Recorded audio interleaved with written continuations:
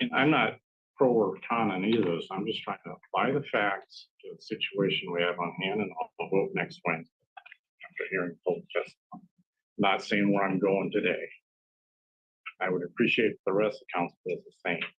Open mind, open ears. Okay. So the exceptions, and so I believe the applicant, Mr. Rasmussen, was basically compelled by the city. If you want this, you need to do annexation. That's what it says in our ordinance. So he did that. My understanding is that that failed. So then the applicant needs to look at, still want sewer system extension, and look at the exceptions, and that's part B. Exceptions, cases where an owner of a property located outside the city limits requests extension of utility service. The city council may, in its sole and absolute discretion, provide wastewater utility services for those properties if the property owner executes outside utility agreement, OUA, pursuant to the provisions set forth in subsection D of the section. Okay. There's three parentheses, because then it says and. It has to fall under one of these three criteria. Okay. First one, annexation not feasible. Cases where the city council determines that annexation of a property located within the city urban growth area is not currently feasible. If I apply that rule, it is not feasible. The applicant tried and failed. So that tells me if I follow this ordinance, I can approve this because the applicant did what they were asked to do, and this is an exception. The city council may do this. Number two is having to do with failed systems. That's not on the table tonight. And number three is other circumstances, which is a catch-all. I'll let you read that on your own. But if I follow the ordinance, it basically says the applicant has applied, he or she tried to annex, wasn't able to do it. They're willing to cite the OUA, and the city council can go ahead and approve it if it's not feasible. Okay. Are we going to determine it's not feasible? I think it's self-evident it's not feasible. All right. There's one thing looking through this, looking at the previous ordinance, I said to myself, uh-oh, Roger, you kind of screwed up. Of course, Roger's not working here anymore. He's tired of being a child. Sometimes when I'm here, I wish I was retired on being a child. Anyway. I know. Or in Bremerton. The part in the original ordinance before we messed around with this, I believe said something to the effect that the developer also has to build out accordance to city standards for roads and for sidewalks. Looking through this was left out. Mr. Rasmussen, last week, you indicated that the developer is interested in doing that. So I'm asking that before this goes to a vote on Wednesday, whichever way it goes, that a clause is put in the motion that says the developer will also be required to, if this is approved in the motion, to build out according to city standards for sidewalks and roads. So that addresses an issue of if the city gets this property or it's annexed later on, we have to rebuild things. The answer would be no with that provision. All right. Okay, so now I'm going to get to my question. We went over the ordinance. We heard now that it's 5 to 9 houses per acre. Well, we all know what our zoning is in the city. Our lease is R10. I represent District 7. Comment was made, well, we don't want that kind of density. That's R5, basically, what I'm hearing right now. 5.4, if my math is right. Okay. Or 5.4. Well, in District 7, there's plenty of subdivisions that are out there that are R10 zoning and aren't next to the bus line and transportation center and all that stuff. So if we're poo-pooing this thing because it's not near that, that's your prerogative. I don't know. That's interesting. The question I have, there's an environmental concern that has been brought up. It was like, don't develop at all, and then we can save the environment. Plenty of letters saying that. I don't think that's realistic. I think the developer is going to develop regardless within the constraints that are placed before the developer. My question, the only question I have in the back of my mind right now is if the city doesn't grant sewer, the county is probably going to try to push the envelope at zone UGA 5 and 9. They're probably going to try to hold the developer to 5, I would think, because that's the minimum. So that's one house per every 2/10 of an acre. The only way for the developer to do that, you just said that you can't put sewers. Well, first of all, can you put individual sewers on that? You consider the whole 35 acres and don't develop some of the steep parts. Can you have bigger lots and put individual sewers, individual septics on there? Okay. But you could put a community drain field. If you did the community drain field, can you tell me tonight approximately how many houses what your density would be? No, I do not know. We haven't done any soil analysis out there to know. I mean, based on the surrounding area, there's plenty of homes on septic systems. That's a great indicator that the soils will allow some type of on-site, or community drain field system for infiltration. But we have not went. Yeah, do soil logs. Yeah. Basically. Okay. But we would have to meet the minimum as the zoning is today. We'd still have to meet a minimum of five dwelling units per acre. That's my understanding. Yeah. If that's what the county zoning is, which is like we're R10. And if portion of the property, Andrea, our DCD director, correct me if I'm wrong, you got to get 10 out of an acre. A portion of the property you can't build on that, then they're going to be scrunched a little closer for the rest. Is that how it's going to work, Andrea? Ours ranges from 6 to 10. That is a max. So you can go a minimum. In an R10. Yeah. Okay. But you do end up clustering. You cluster them. So because there's green space and roads and things like that. In other words, the 35 acres isn't going to be 2/10 of an acre lot through the whole 35 acres. It's going to be more likely than not clustered. I looked at topog maps, and the topog maps, I am going to drive out there next week. The topog maps are very similar to the existing neighborhood right next to the neighborhood, and then there's a drop off closer to Type H Road. It's my understanding. So most of the development would be closer to Rosewood, or maybe say Division 1, but near there, and less, if any, near where there's big drop-offs. Okay. What would happen for people that are citing the environment effects? And I have the zone, you're going to have some kind of build out there. What's better, sewer or septic when you're that close to the water? I think we know the answer to that, don't we? So by saying no to them, saying, oh, nope, we don't want development, then you're forcing them to go down the road of the sewer. You understand that?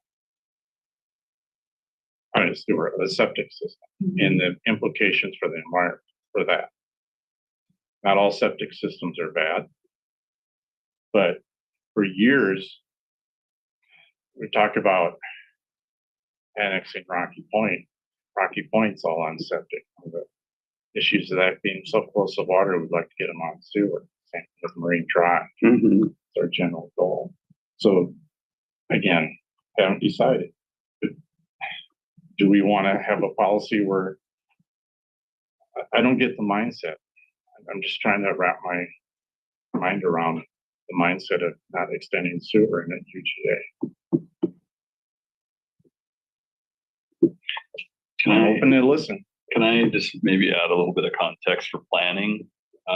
and I've really tried for engineering, like our role is sewer capacity, and DCD helped us with annexation feasibility. It's just, that's what the ordinance, requires me to look at. I'm not in charge of density that was established by the county 25 years ago. I have no control over proximity to transit. I do know that the health district would prefer sewer to serve properties in this area.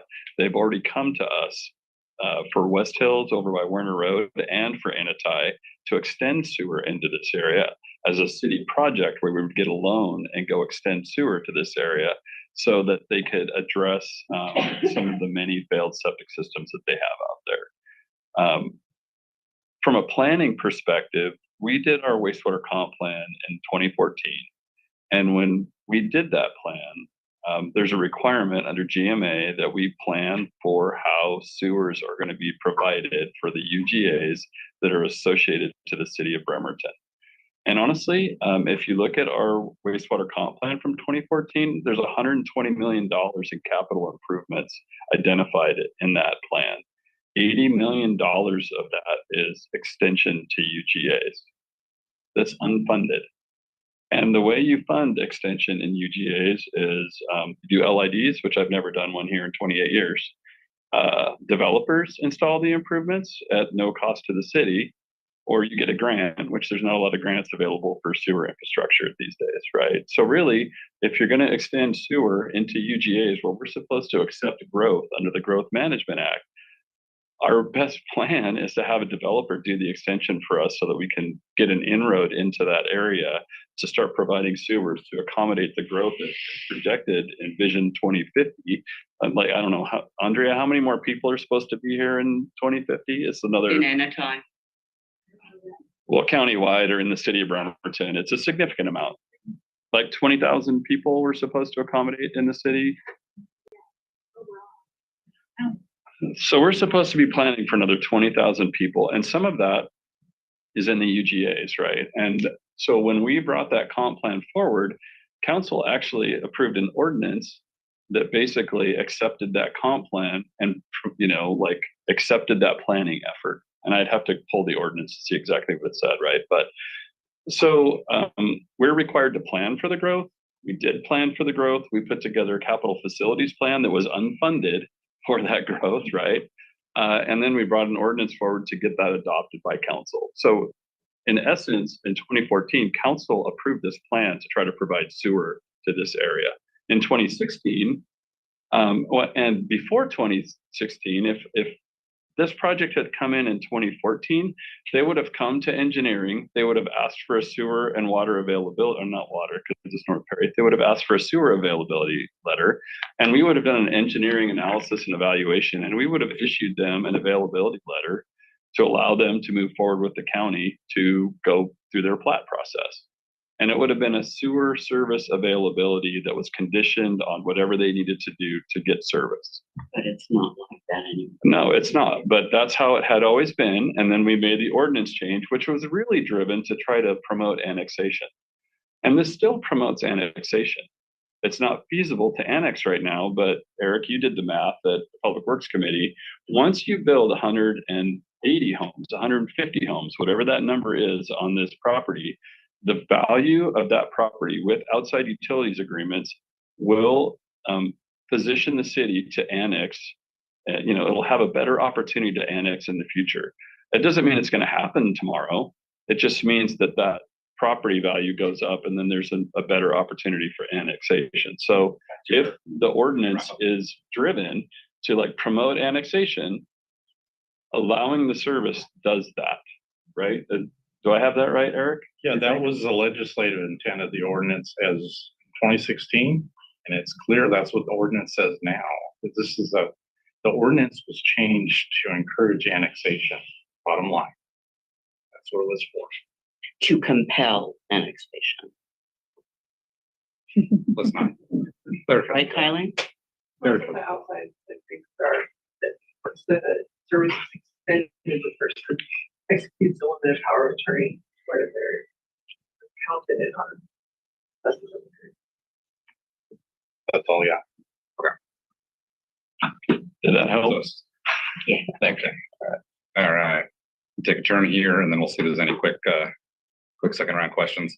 So I really appreciate the ordinance history, Eric, because in my mind, that ordinance is in part there to have these conversations. I'm really glad we had the public hearing. We took our time to hear from the public and really just to get all the facts out there. Because I think going in 2 weeks ago, there were a lot of questions, and I feel like I've gotten pretty much all of them answered at this point. So that's extremely helpful to be able to make this tough decision.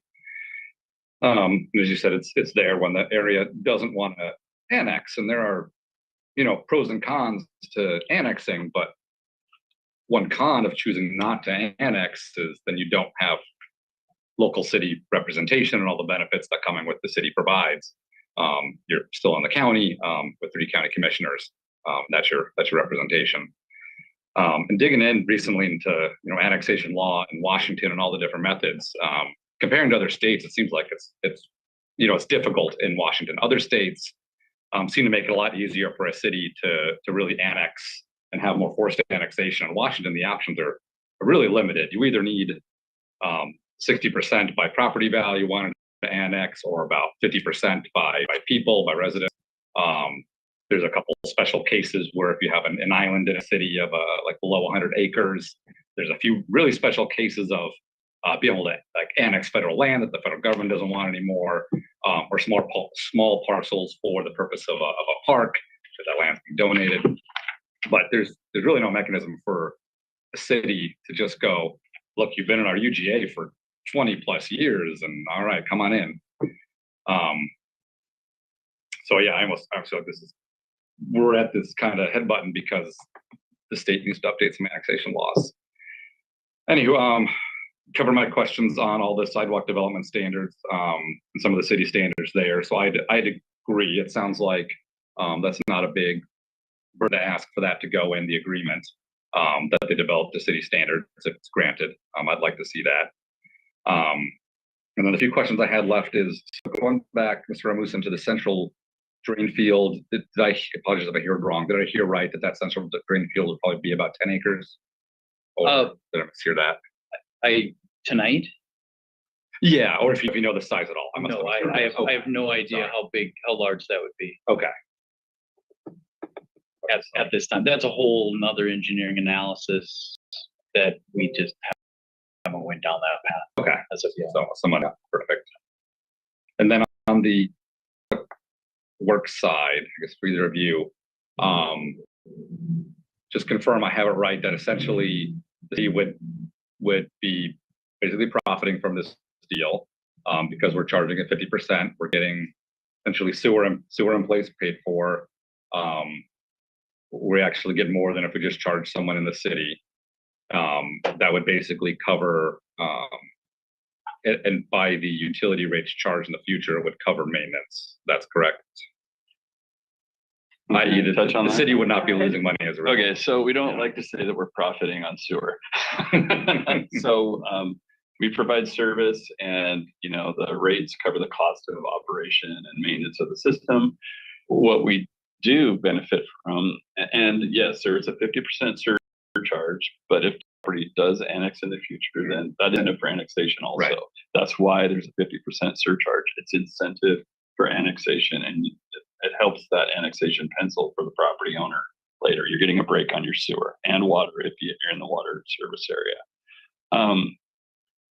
The GFCs, that money is used for capital. So it's kind of if we don't, it's revenue. It's revenue to the system, and we use it to do capital improvements, future capital improvements. If that money isn't collected and this property isn't served, then there's $1 million there, based on the evaluation that Janelle did, that isn't coming into the capital, as capital revenue. That means we've got some other source of revenue to find for those capital projects that we want to do. So that means either rates or bonding, loans, or something like that. So that $1 million is what helps us continue our capital improvements that we do every year. So, and is that a profit? Well, no, but it helps us not borrow money and, have interest rates to pay and things like that. Yeah. So, Sorry, my choice of the word profit is more on we try not net. to. Exactly. I know what I mean. Yeah. Net revenue versus net loss. Yeah. Yep. Fair enough. And then for the system actually going into Anna's comment, is there extra public works staff time that would go into installing that sewer? Is there any? Do you have any concerns about staff capacity? Should that again at the point of No. if it went in at some point in the future is unknown? We charge for inspection. We charge for plan review. We don't install it. The contractor is hired by the owner and they do all the installation. So I don't know if we're fully compensated for all of our staff time, for development and inspection, but we do charge fees so that we're made as whole as we can be for the work that Janelle and her team do. So, yeah. Perfect. Thank you. No, I'll just wrap up and really same thing. Not sure which way I'll go on this in the end. I look forward to hearing any continued public comment next week. But I really appreciate all the public input and input from developers as well, and just getting the facts on the table and making this tough decisions. So with that, I'll see if there's any other quick questions or comments, and they're on the table that if folks are good with going this to general business next week. Okay, so how long has this land been designated urban growth? What I heard is 25 years. 25 years. That's what I've heard from the information that was provided previously. I believe it was, my understanding is 25 years. That was another, Mr. Rose group was presenting on that topic, but I think I'm definitely more interested in public feedback from folks who have had their home for longer than 25 years then. That's where I'm at. If you bought your home, it was in the urban area, already designated, that's kind of what you signed up for. I appreciate, what I really appreciate is this discussion between compel and encourage. I think that a lot of times bureaucracies and in this capitalist society we're in use terms like encourage when really we're talking about compel. So that makes me uncomfortable, but also I understand the value of, why would we continue to give our services to an area and not receive anything back? Okay, so folks who are, I'm sorry. So what I'm going to say it again. I'm very interested in folks who have with public input, who have been in their home longer than 25 years. And so you mentioned that this is just like step number 2 or step number 3 in 100. At one point, roughly, in those steps, do you get an environmental impact review or survey? Like middle, or you don't really need different variables to which 15 or 20. Okay. It's coming after we figure out the utilities, and one of the next steps we'd have to do would be going, whatever the decision is from the council. Does the council understand the plating process? I do. Okay, yeah. Mm. Would it help to explain a brief explanation of the plating process? I think that you're welcome to, can you email us clarification? Would that be all right? It might be helpful if you outlined your, look at this. Can you give that up? Packet? I can. Okay. Yeah. Was that in your? It's one of my slides that just didn't make my slide. So my point really was, thanks. Thank you. I can send a clean copy. Yeah. Please include it in the packet. So the reason I asked that is because folks were asking about the environmental review, and you don't have it because it's not in that stage of requiring it. Basically, and I think folks are wondering why. This is good for other folks. Why that environmental review isn't done when you purchase land? Well, developers don't do that when they necessarily purchase the land. They have to purchase the land to have that done. So for folks that are asking for that review, it's not there yet because it's not in that step of the process. how does so somebody brought up last week about the urban restricted areas. Can y'all explain what that really means and how it would affect this sort of development? I guess, City, and largely the urban restricted is the county has applied it to areas and near critical areas where they Okay. want to keep the geography full. But no, in particular areas of PPA, they don't want development. So they've applied that urban restricted in those areas. But for me to rip about the specifics of what that means, we don't have anything. well, my assumption with an urban restricted area is that it would be kept whole in the process of this. Am I wrong? It would. It's, if I may, it's zoned 1 to 5 dwelling units per acre. Okay. Urban Okay. restricted. Urban is- Urban restricted means zoned 1 to 5. So the urban growth there, urban. It's just a low, Gotcha. it's just a the different next, density. it's just a different density. Okay. So if that was zoned urban restricted, that 35 acres, you could put 1 house per acre. You could put 35 houses on there, and then that would allow, that density would allow septic systems, on-site septic systems on those properties. Thank you. That makes more sense now. But It's again, 1 to it's 5. not, it's not zoned that, and that's an entirely different process. I think that the reason I brought that up is they said the surrounding areas are the urban restricted areas. Correct. And so this wouldn't affect that. The last thing, I just want to kind of bring up, like, this is really very reminiscent to me of an issue that I dealt with in my district when we were discussing potential sites for allowing camping. And there was a large, I think that there's a difference, the difference here.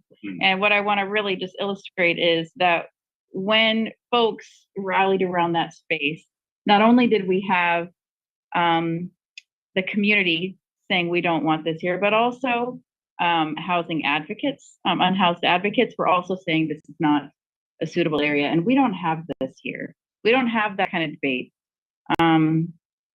What we have is basically when we say compel, we are also compelled by the Management Act. So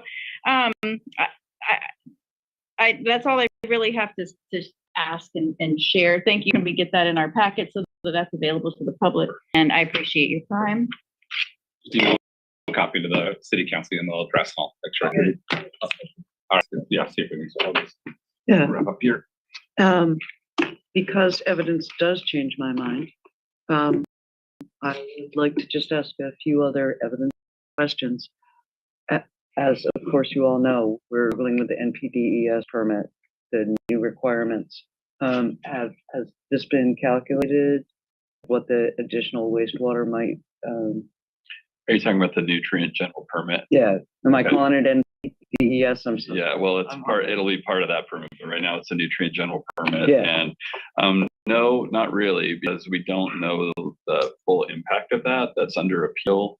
Where right now that permit is like in an information gathering stage, and we're trying to optimize treatment process, but we have not evaluated our system to see if there's a reduced capacity at our plant based on that nutrient general permit. Like, that hasn't been the thing that we've had to do. So Okay. I think, I don't think It could be we can speak to unusual it. guests like you had at Oyster Bay. Sure. I didn't follow you, sorry. So there were unusual guests who flushed all of the toilets at the exact same time. Oh, okay, I wasn't aware of that. Yeah, it was an intriguing one. Okay, Yeah. all right. Okay, thank you. I think I understand. It sticks in the mind. What can I tell you? There's a force main. Is there just the one force main that's scheduled for this? They'll have to build a collection system, which is the gravity mains that feed Yeah. to a pump station. They'll have to build a pump station. And I think it's 4,000 feet of force main out to tie into our system. That's my understanding of what's required. And that 4,000, that's like a normal, typically associated with few problems. It's, force mains are pretty straightforward. We But I mean don't that spend a lot of time. lane, 4,000 foot. yes, but it's not an unusual length of enforcement. Okay, and the timeline to install this sewer, like, say, approval was given today, when would it be operational? Well, that goes into the platting process. So Okay. right now, all they get from us right now is an availability letter that they put in their preliminary plat application. They do their preliminary plan, which is not a cartoon, but it's not a design either. Yes, And then they go through that whole process and then I think that's when SEPA and environmental, and that's when they bring their geotech and all their wetlands analysis. Everything comes in with their preliminary plat application. So not only on our teachers, but on the entire learning environment. Teachers and other students are going home stressed every day. Teachers are getting burned out, and we are only in our second month of school. I know this problem is how isolated the central kids are. Only in our second month of school in society is. I know this problem, but something must be done.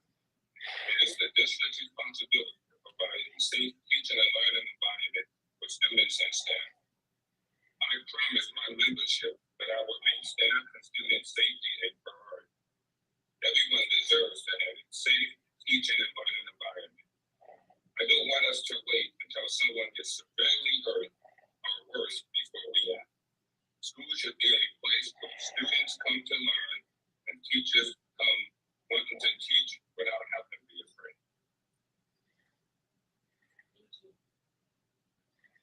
Now we have the CKESU report, Mr. McCord.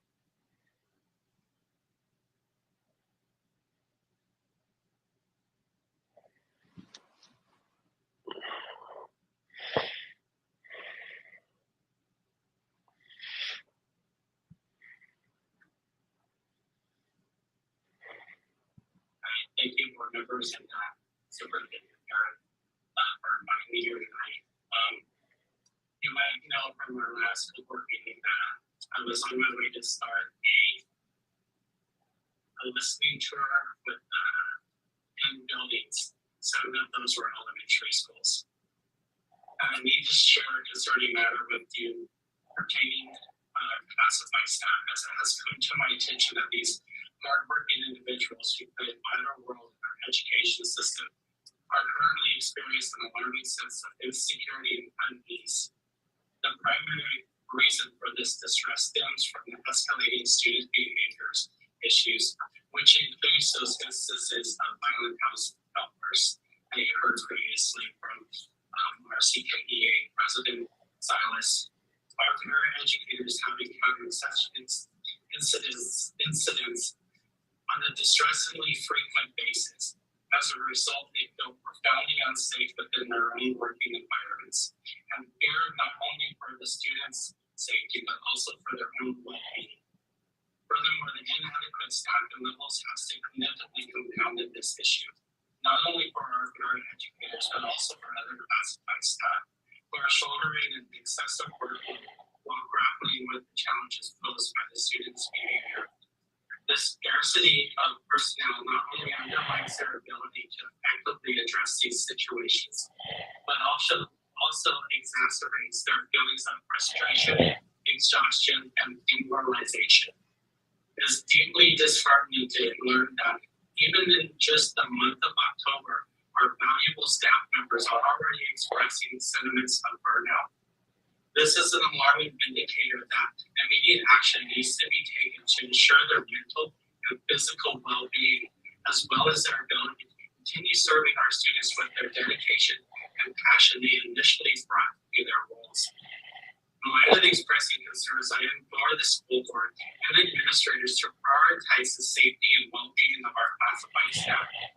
Adequate measures must be implemented without delay to address the ongoing student behavior, including the violent outbursts, and to alleviate the burden of excessive workloads.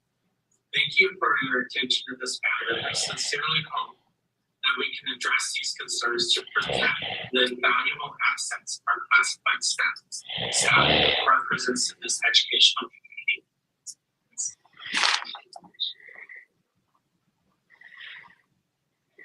Okay, next we have communications and announcements. President Jackson, do you want to go first, or do you like me to go first?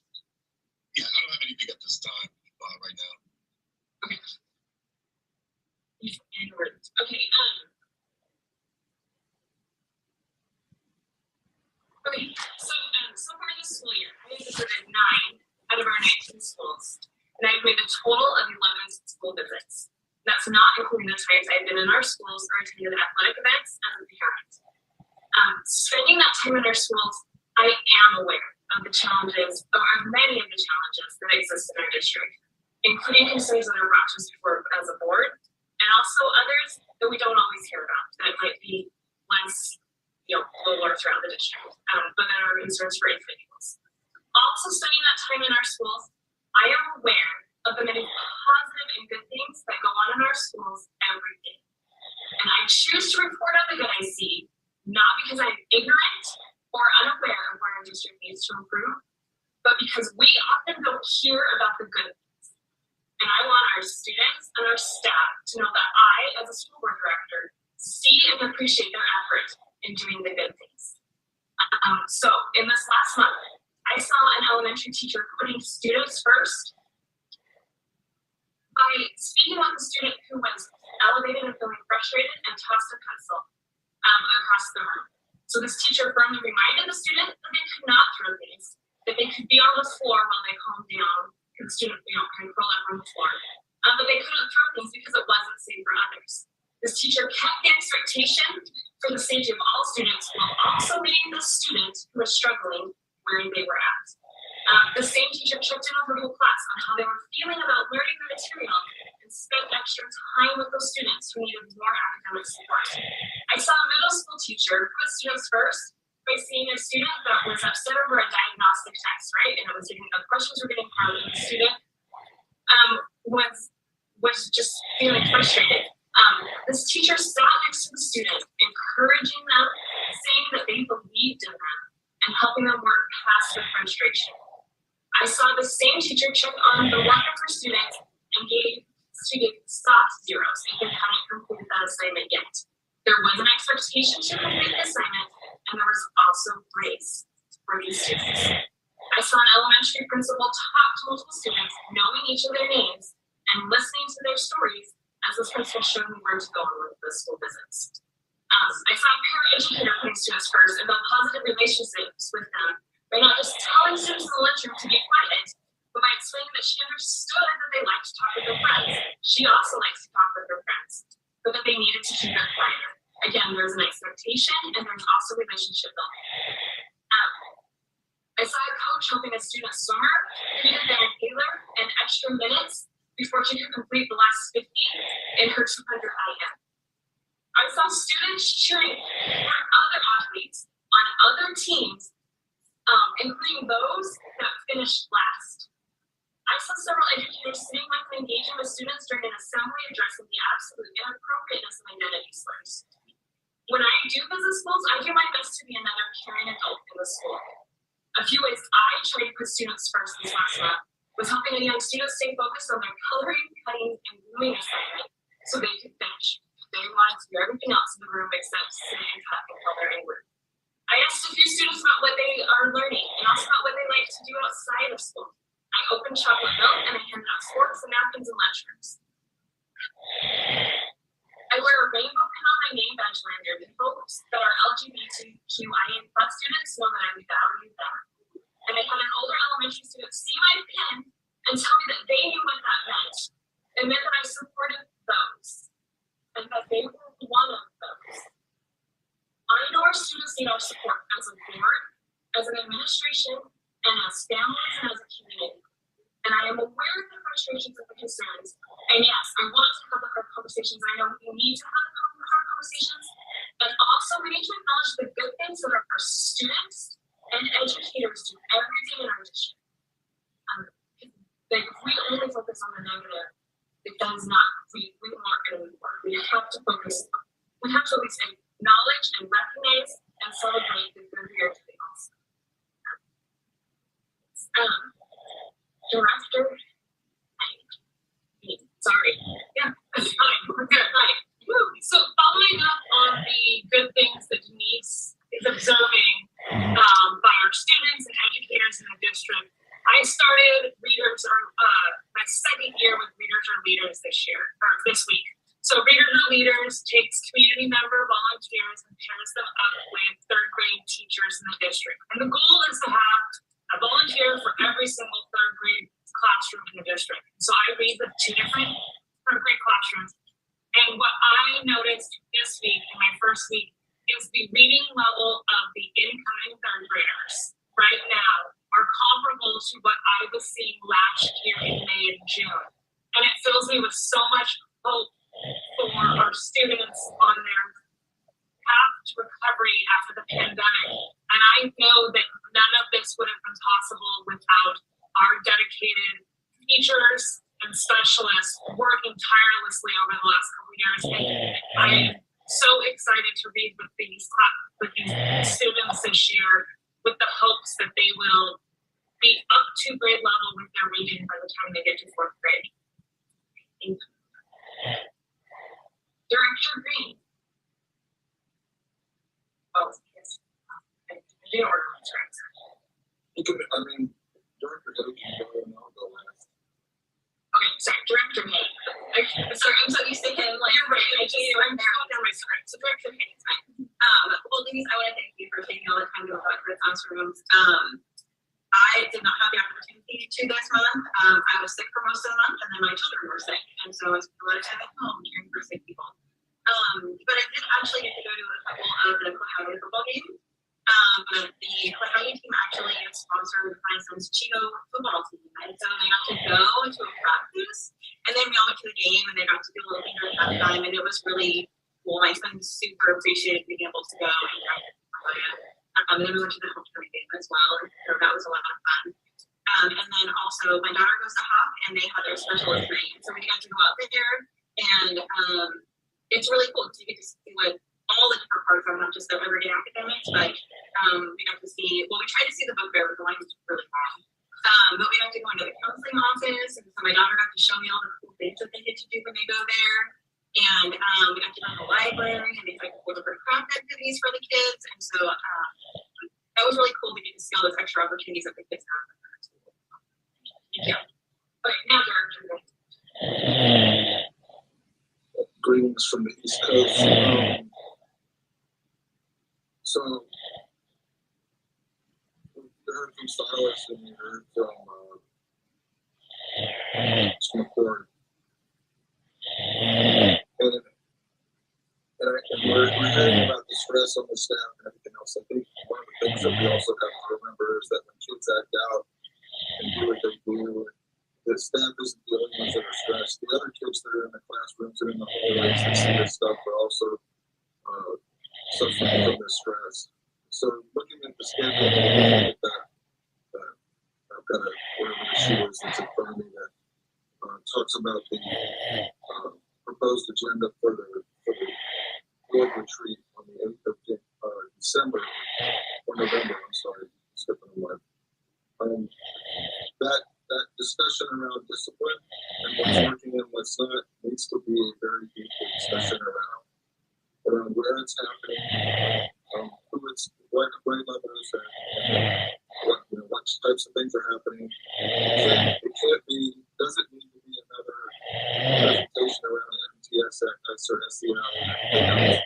But we need to know is what's working, what's not. Okay. And what else needs to be added to the mix to make things better. But we're at the point, we're at the point when we cannot afford to see staff members who decide to leave in the middle of the school year and leave us and make things even worse. We've just got to deal with these issues. I appreciate that we've seen positive things, everything else, but as we listen and we acknowledge and everything else, and now I think that we have to pledge that we're going to put basically our nose to the grindstone, and that we're going to address this issue, and that we're going to do everything that we can during the school year and beyond to make sure that our kids and our staff are safe. Thanks. Thank you. Superintendent Prince. All right, thank you. First of all, Silas and Jason,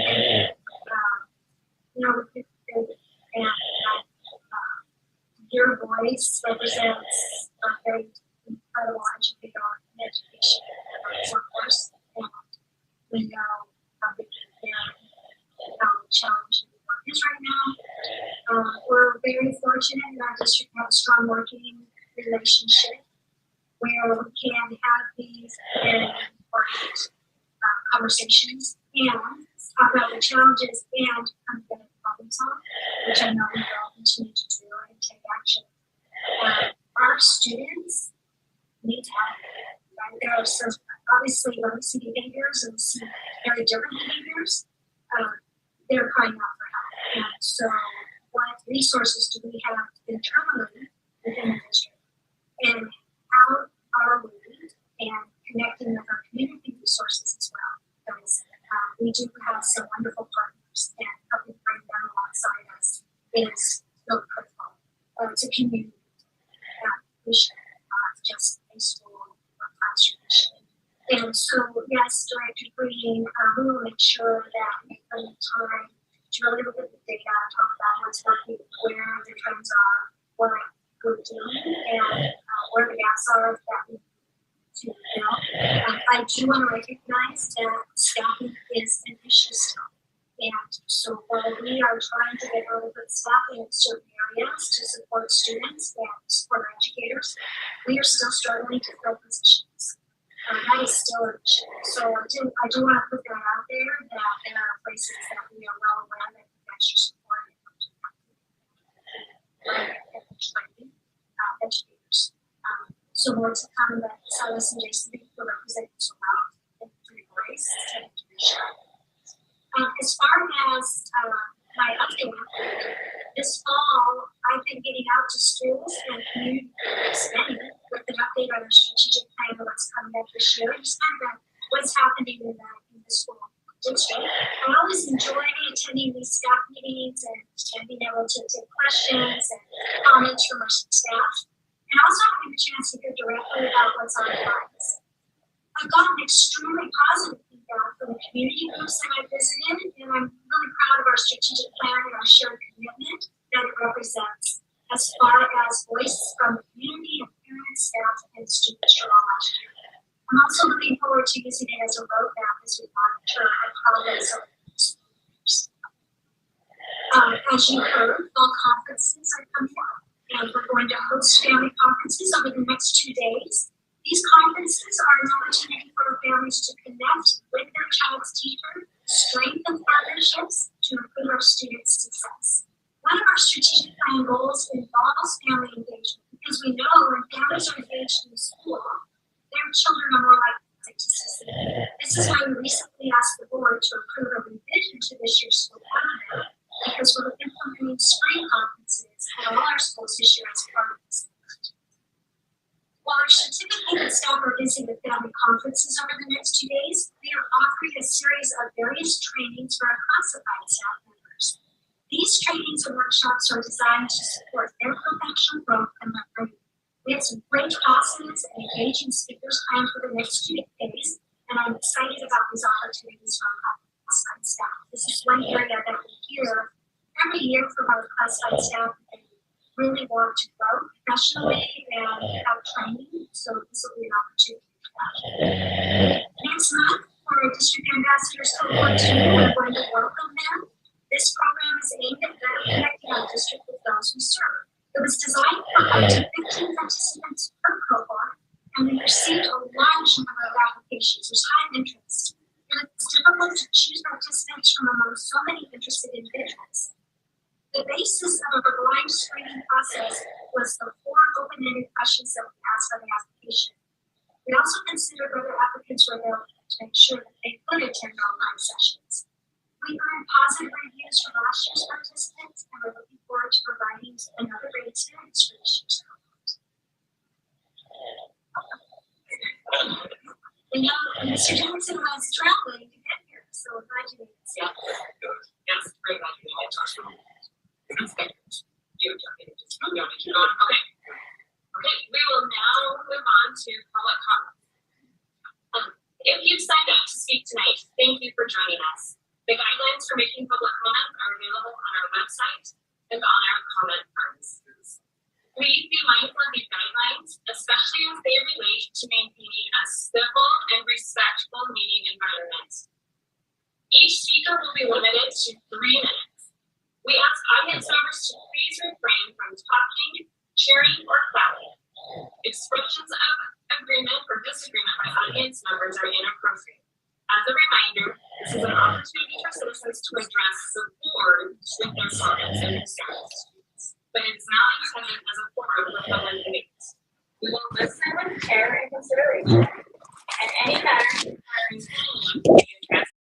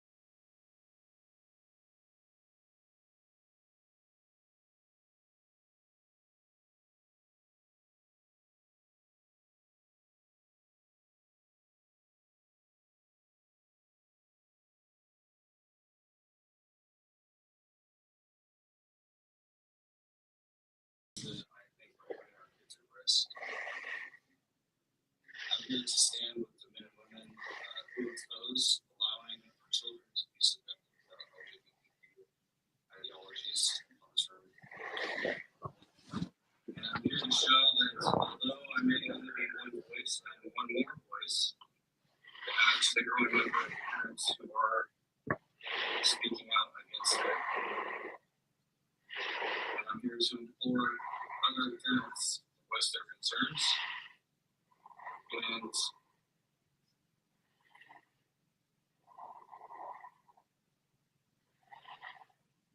Jesus was once approached and was asked about his followers praising him. And I don't have the passage in front of me, but the consequence of them not praising him was that the very rocks would cry out. And I implore all Christians in the United States who have kids that this is a problem in their school district. Stand up. It's not difficult to get up here. I'm not the best speaker, I admit that, but get up, say something, get the conversation started. It doesn't have to be hateful. It can be a conversation that's had in love, and don't be afraid to get up. Thank you. Thank you very much. Speaking of this, we have Cody Crawford. Hello, members of the school board. My name is Rustin. I was born and raised in Kitsap County. I graduated through Central Kitsap High School, and I love our community. I'm a Christian and I'm a pastor, and so because of that, I pray for you guys. I want to speak considering the male teacher that came to school and addressed and had a conversation with students for the purpose of confusing them about gender. This was utterly inappropriate, and it was behavior that rightly concerned parents. I believe this happened because of the leadership of the Central Kitsap School District and how the school district cultivates this kind of behavior. And it does so by promoting this new destructive ideology of transgenderism and gender fluidity. I call these ideologies new because it was not very long ago when it was common sense that biological reality meant that boys were boys and girls were girls. But now the common sense of millennia that there are two genders is now considered hate speech. How did that happen? We should not accept that as a given. And destructive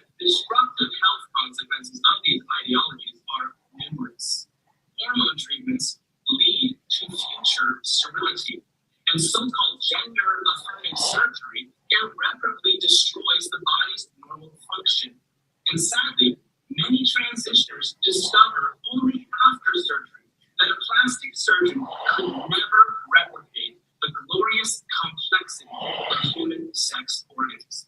If you promote transgender ideology among children, what you are doing is you are teaching children that it is okay and good for them to hate their bodies and thus themselves.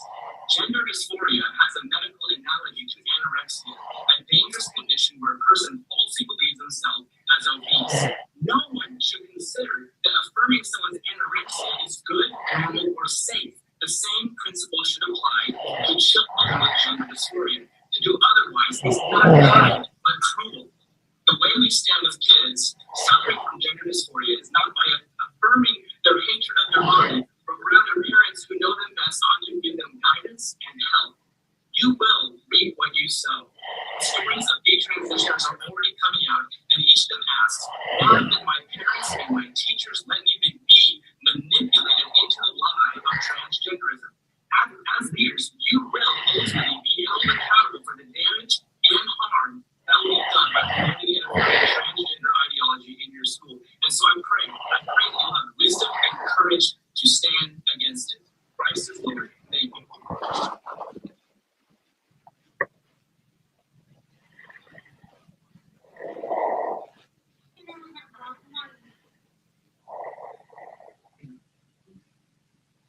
Thank you for having me up here tonight. I really do appreciate it. I am a lifelong resident of Kitsap County, 38 years in South Kitsap, and I moved out here 6 years ago with my wife and my 2 daughters who are eligible to be in the school district. But I want to thank the board and I want to thank the last meeting for affirming my decision to pull my children out of public school. When I heard from the teachers that were in the room, they're not from the teachers, these are activists. And these activists need to stop pushing their political ideology, their gender ideology on our kids. Here's what I didn't hear about. I didn't hear about the budget. I didn't hear what your plan is to bring up GPAs. I didn't hear what your plan is to bring up test scores. On the website for Washington State, your proficiency is 54% in language arts, 38.5% in math, 48% in science. There's a $184 million budget with over $16,000 per student. I'm now sending my children to private school at less than half the cost, and they are flourishing. Their proficiencies are way up, their reading is way up, they're testing at the highest levels they've ever tested at. We hear about behavior activities that people were testifying to. Do we think we're doing a service to our students to create these distractions to learning?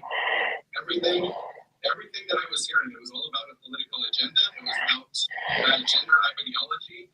And the activists, I won't even call them teachers, they're here to push a political activist message. And at one point, there was a parent sharing their concerns that their daughter is concerned about going to the bathroom and what could be facing her as she uses the restroom. And instead of the teacher supporting the parent of a student, the activist in the room shouted hate speech. It is not hate speech to be concerned about the safety and well-being of your children. I can tell you, my children in private school at less than half the cost of their student average cost. They're thriving. There is no fights. There is no violence. They're held to high expectations. They are given parameters to work with, and they are rewarded for quality work and good behavior. They are not rewarded because they decided to put on a rainbow flag. They are not rewarded because they decided to take place in social activism. They are rewarded for hard work and their talent. And that is what kids need to reverse the decline in our children's mental health. Hold them accountable to high standards. They're capable of much more than you think. And get the activist teachers out. I hear from teachers all the time that have left the family member who's a principal. They now live in Arizona, where the climate is much more accepting to teaching reading, writing, and arithmetic. So you wonder why we have violence and behavior issues when all over the world there are social activist messages. I can tell you, activists are not happy people. They are sad people. And people who don't, they're not accomplishing anything. The color of your hair, as nice as my beard is, I was born with this. I don't get any satisfaction. So can we focus on GPA affirmative? Thank you.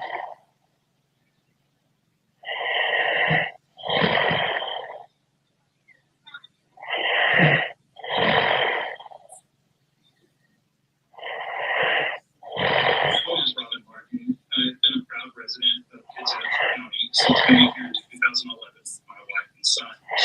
We work as a clinical educator at Butler Harrison Medical Center. My wife is a graduate of OHS, High School in in 1994.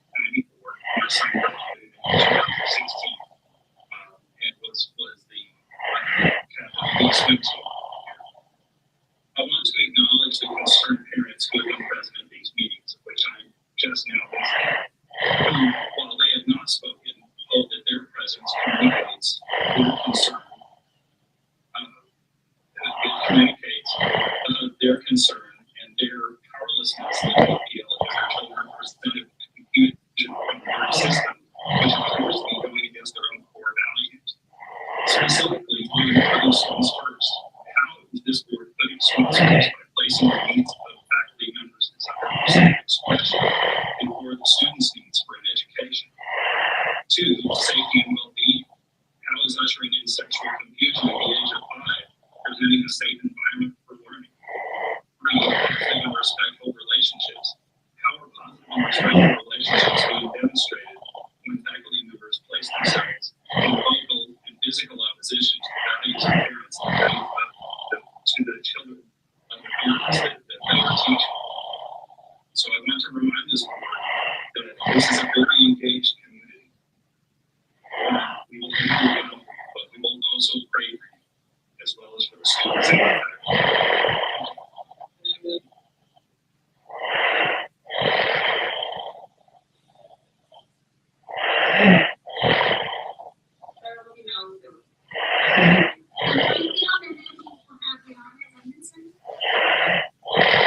I'm Jim Byfield, a Christian, compelled by faith and love to speak. My family has paid property taxes since 1942. My wife and I are longtime residents. I graduated from CK, taught school, and coached here. Our children graduated here. My wife and I volunteered as mentors for kids here. At last month's meeting, we heard the supposed requirements for respect and decorum, then marveled at the amount of hate and vitriol directed at my fellow pastor before, when, and after he spoke. Without challenge, why was this allowed? Subi the rapper, in point 1 of 20 things you learned about humanity during the pandemic, said, most people would rather be in the majority than be right. Amplification, many currently believe a strong delusion that is a lie. Hans Christian Andersen addressed delusion in The Emperor's New Cloud. A narcissistic emperor meets 2 swindlers after making clothes using cloth invisible to anyone who is unfit for office and unusually stupid. Time passes, and not only risk exposure as unfit for office and unusually stupid, the emperor sends his honest minister to bring back an update. Fearing similar exposure, he reports in great detail that the clothes are magnificent. When the emperor proceeds through the city in his new clothes, everyone embraces the delusion, not wanting to be considered unusually stupid, until a child yells, "He's naked!" And the illusion was broken. The students wearing shirts with objectionable messages about gender are that child, declaring that XX, XY, full stop. The district has abandoned the hard science of biology to embrace the soft science of sociology. By encouraging the delusion, you're teaching kids that they are God. Narcissism and predictable fragility run rampant, as seen here last month in the fears of ostensible adults when confronted by words of love. Universal safety is a false utopia in an inherently unsafe world. C.S. Lewis said, since it is so likely that children will meet cruel enemies, let them at least have heard of brave knights and heroic courage. Otherwise, you are making their destiny not brighter, but darker. Deluding our children with lies ensures only an inability to function in the real world. Lord, bless you and keep you. The Lord make his face to shine upon you and be gracious to you. The Lord lift up his countenance upon you and give you peace. Thank you.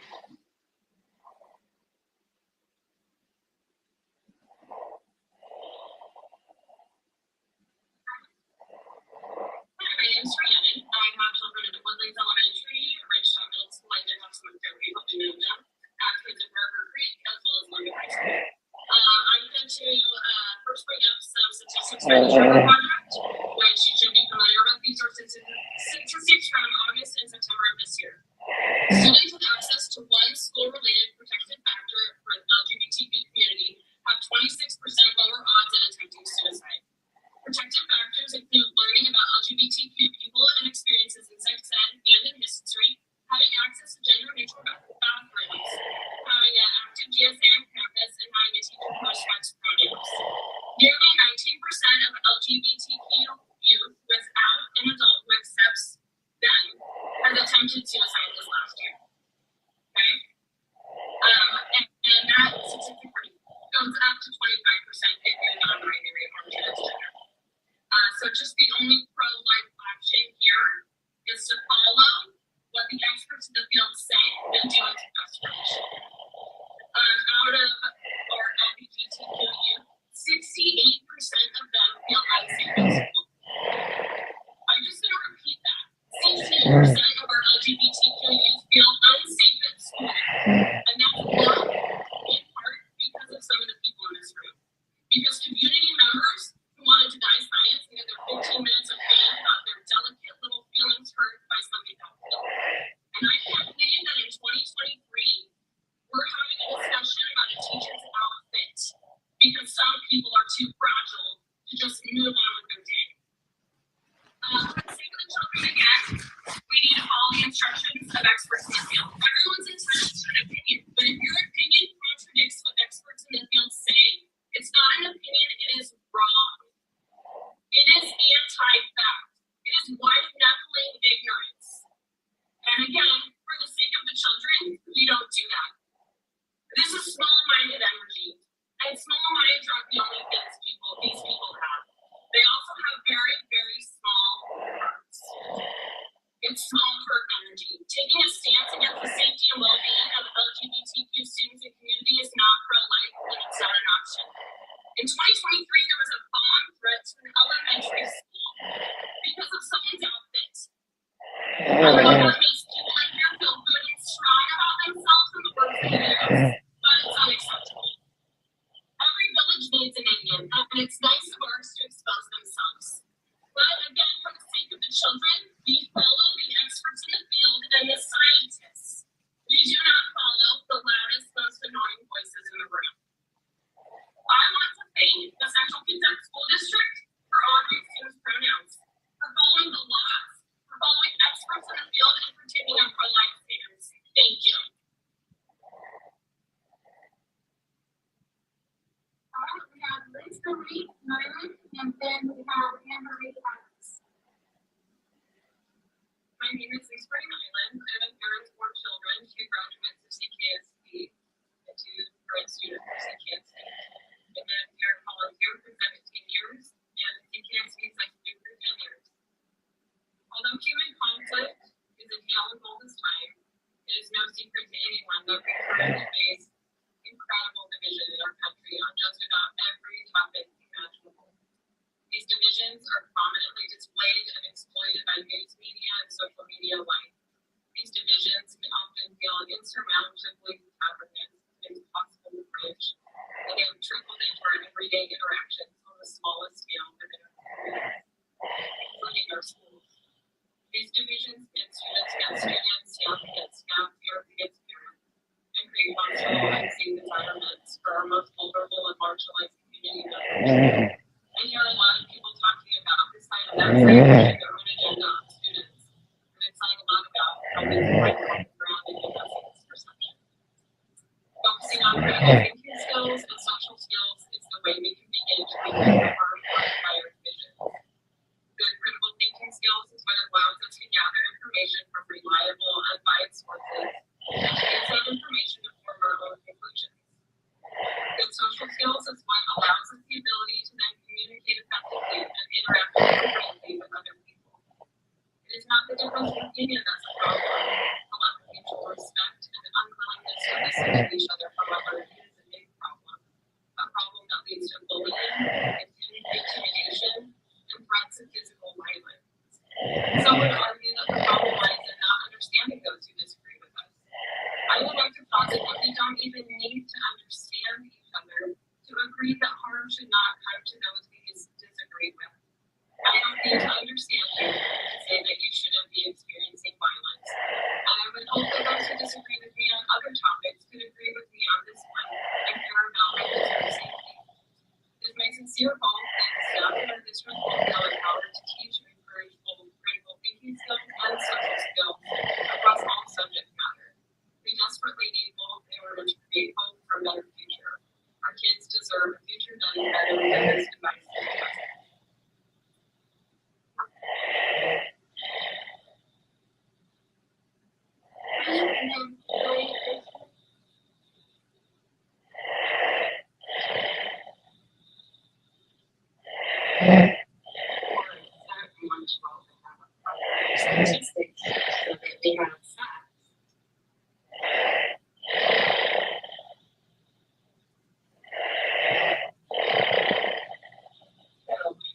An email I received from Jeremy Monroe stated in it that there is no general right for any given parent to control what information is presented to their particular student in public school.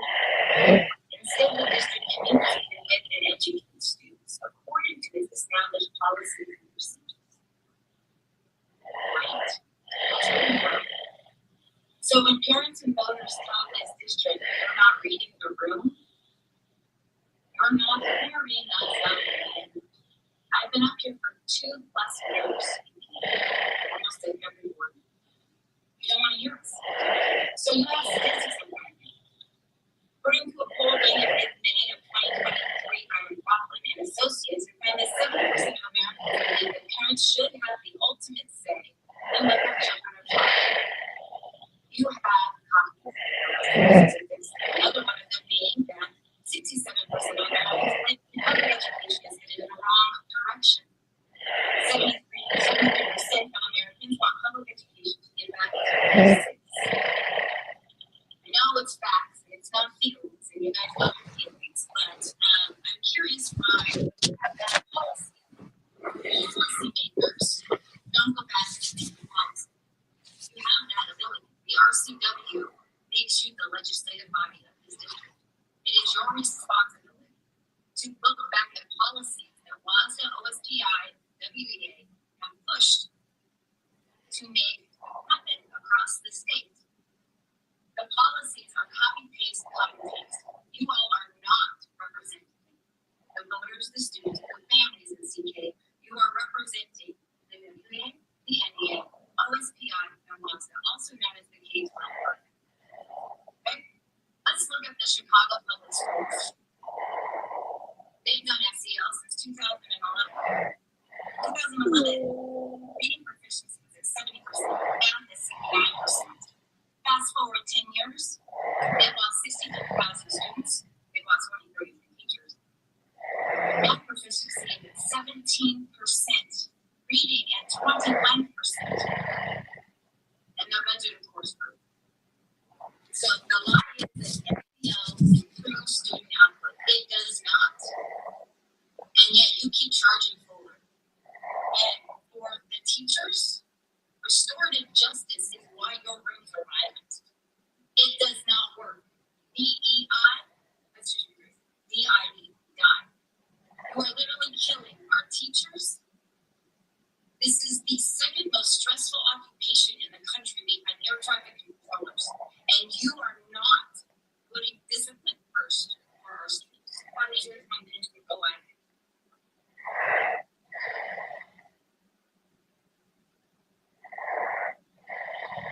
And then we have Jonathan.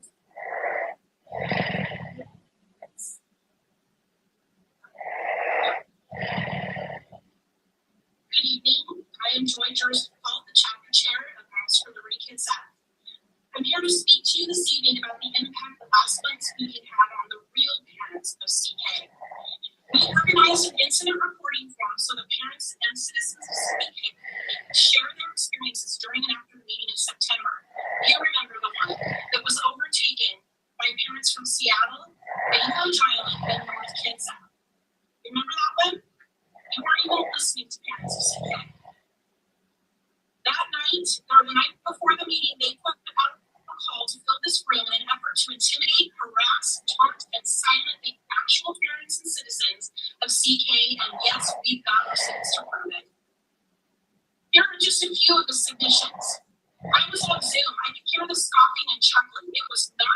clearance to speak at that meeting last month. Yes, the two women in front of me were responsible for two pictures of me and my minor children. We asked them kindly not to. My minor told those two women to stop taking their picture. She did it anyway and posted it online. I was interrupted during my public comment when I mentioned that I'm Christian. I felt intimidated by all the anger, the hate, and the name calling, and it didn't come from us. It made me more scared to speak, but I didn't let the bullying prevent me. I pushed through anyway. Here's the one that should terrify everyone in this room, especially all of you. After the meeting in the parking lot, someone attempted to intimidate and threaten me and my group who were peacefully and quietly praying by driving their car right up to us. They turned on their brights in our faces and stayed there for several minutes without moving. It was a white Tesla, in case you care. Slurs like toady, bigot, transphobe, terrorist were thrown around with liberty. Dr. Prince, you gave an insincere but dramatic speech about inclusion and hate not having a place in CK, but you lied. You do allow hate so long as it fits the agenda. You and at least two of the members of this board have aligned yourselves with thugs who think that it's acceptable to intimidate citizens by threatening to run into them out in the parking lot with a moving vehicle. I am honored to be here tonight to speak for the people who feel that they cannot because you made it abundantly clear that you do not care. Parents were famed for their perspective by Denise Tracy. As though none of this even happened, it did happen. And if I had remembered to set my Zoom up before I left for the meeting last month, that video would have gone viral and CK would have been once again made famous for all of the wrong reasons. Thank you.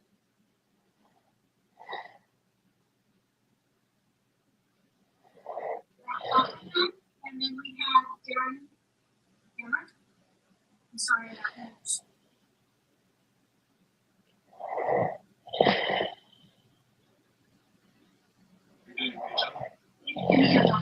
Don Media. I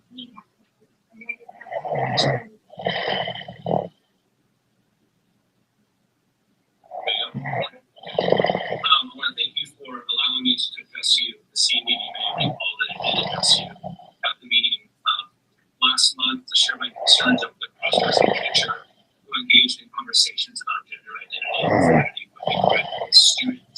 The incident was so preposterous that it aimed and drew national attention again to our district. There are multiple issues with the event that took place in September. First, the state requires schools to inform parents of sexual health and education and gives parents the opportunity to opt out. In fact, I believe it is the policy of this district that parents must opt in to this education. Previously, the district has not approved teaching gender ideology as part of that curriculum. I want to know how this interaction between the district employee and the student not a violation of that policy and law. Whether or not a dress was involved, that policy and that trust was violated. But a dress was involved. A grown man, an authority figure, a role model, intentionally dressed as a woman, and engaged in wildly inappropriate conversation with a 5-year-old student. Do you understand how confusing that is for a kid? Do you understand how infuriating that is to the parent? These are not your kids. At the last meeting, I asked you board to give a response to these actions. Is it acceptable for teachers to engage in conversations about gender ideology with students, with others, without parents' awareness or permission? Is it okay for the teachers of Central Kentucky School District to cross-dress and then to come to school? Are drag queens allowed without access to actual women's schools? Do you approve of these things? If you believe this type of behavior is appropriate, then please just say so.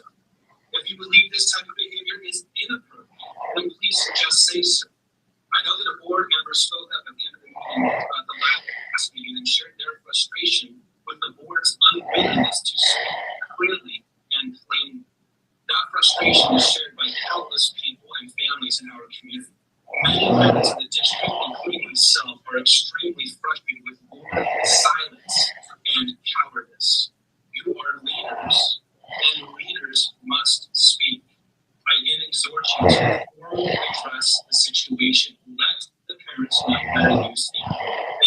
time.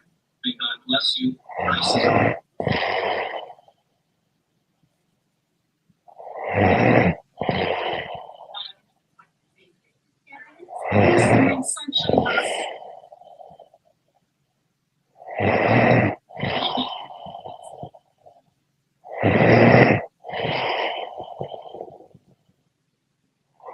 I get to put a statement. I should like to list a couple of other things that both have been common sense and admirably done by the Christian Church in the past.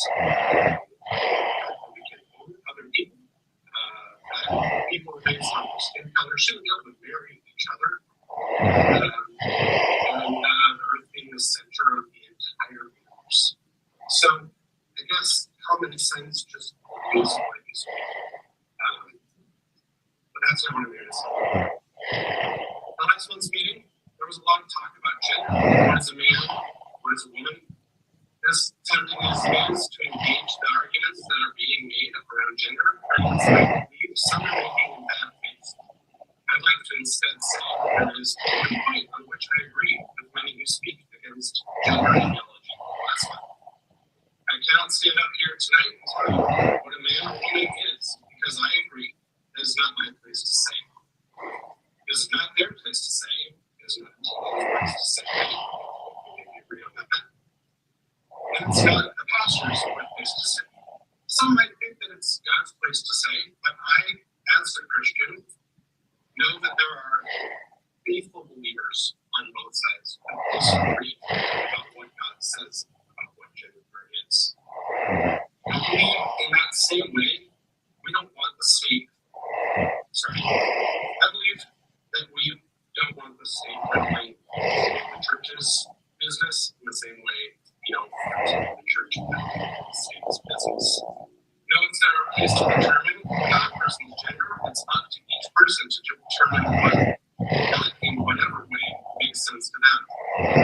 Whether it's consulting a sacred text or religious leader, working out in a community with trusted friends or family, or looking for opportunities that exist in their own beautiful, unique parts. It is our place to respect and support each other as we work together to make our community better. And that's what I want to address. Another thing I heard last night. Another question I heard is, how do we draw lines? How do we determine who's in and out? Or put another way, how do we determine who is safe and who should be avoided? As I previously mentioned, Christian, while I firmly believe the church has no place in our schools, when I need to look for the trust, I find helpful guidance in Matthew 7. Beware of the false prophets who come to you in sheep's clothing, but inwardly are ravenous wolves. You will know them by their fruits. So I ask myself, what are the fruits that are being produced when we draw hard lines around gender? What is the fruit of rallying people around fear, exclusion, transphobia, homophobia, racism, and misogyny? Which perspectives leave?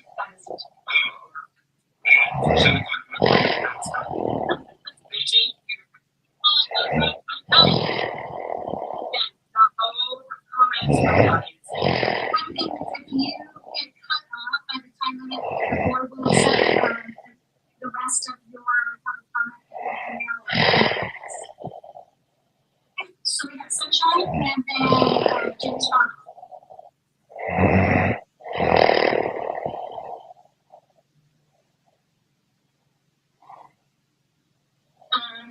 This is my first time speaking. Last month's meeting was the first time that I attended. Graduated from CK. My grandmother graduated from CK. My children graduated from CK. I was going to go through this, but last month's meeting completely took me back. I even reached out because I walked away feeling like I don't know where you guys are going to go forward. I'm hoping that I can get through these things really quickly. I'm hoping that you guys are looking into the canceling of the gated classes based on my hours after COVID. These are classes that are super valuable for kids who may not be college bound, but we need to get them ready for life's adventures. I can't tell you, one of my daughters tried to come up to me and she said I was supposed to get paid today. And I said, oh, cool. And she said that they didn't pay me, they gave me Those are direct deposits. Like, you know, I mean, that's something to take for granted. I know that when I was in school, there were different opportunities where I learned skills on how to work. With the Hispanic student club, I would love to hear back from the board if that have been a priority for them, and if there's any way that the community can support to that group of students. The second is once again about the fear of unsafety in our schools. As the student liaison yourself addressed the fear of being sent in the bathroom, drugs, sexually assaulted. Those are real things, and I can vouch for as a parent and somebody who's employed at the district and in school that there are boys that come into bathrooms and that there is reasons for girls to get hurt. I have brought this up to administration, and many times they just want. So if any of you have a question, I'm more than welcome to answer the experiences that I've had. Finally, to relate what some of the conversation is about Professor Kennedy, I'm wondering why you guys are not upset. I'm wondering why you guys aren't having a conversation, because the way that he posted it and where he went into the conversation was wrong. And I looked into like the school standards, your transition standards, the standards for music, and I can't find anywhere that it is set for a teacher to approach a child and encourage the conversation about sexual ideology, sexual behavior. I think that that's unacceptable, and I think that you guys, knowing this, learning is so disruptive the way that it is right now. But not support somebody who really doesn't know how to identify with us.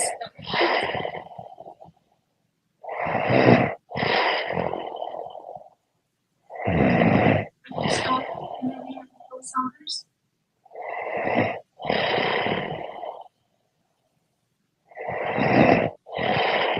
A little bit tonight, the legal aspects surrounding pregnancy and school pregnancy policies. Parents more and more are rising up against these policies. School districts included, and many articles I've read all night. Wisconsin court sides with rights of school districts to enter pregnancy policy. This decision just came down in the state court now 3 weeks ago. Case in Northern California this past summer. London daughter to receive $100,000 settlement in landmark Bremerton transition case. These are cases where the school district was secretly transitioning a student. Through City.Council or school psychiatrist. In some instances, the child is referred to the state DSA test or something like that. It's all done in secret. And parents are informed about it. When they find out, they're living in the audience. Another article, Fifth California School District says here's what's going on. Like parents and kids identify as parents. So, maintaining transgender policies like according to the web, according to the school district, like liability. School boards are under liability because they draw up these policies. They're responsible for these policies.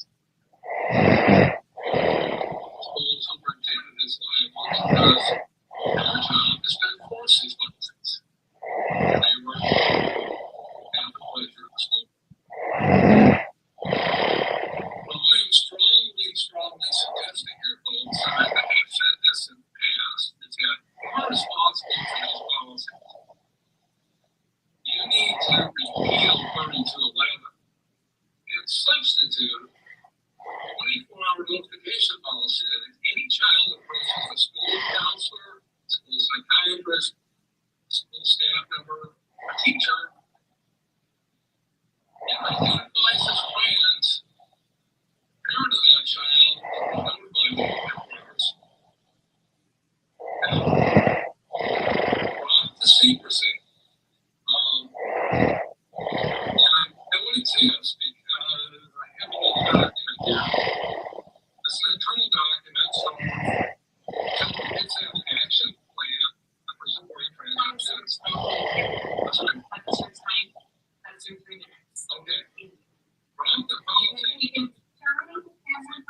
Comments?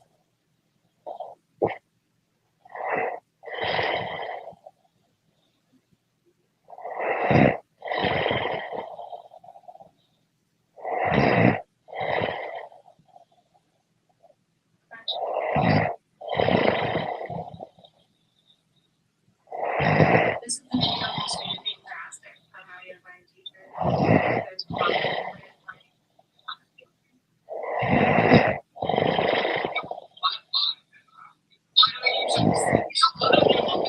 all this stuff, but we can't express our own. It's just, you know, express the just to be interesting. Yeah, so that's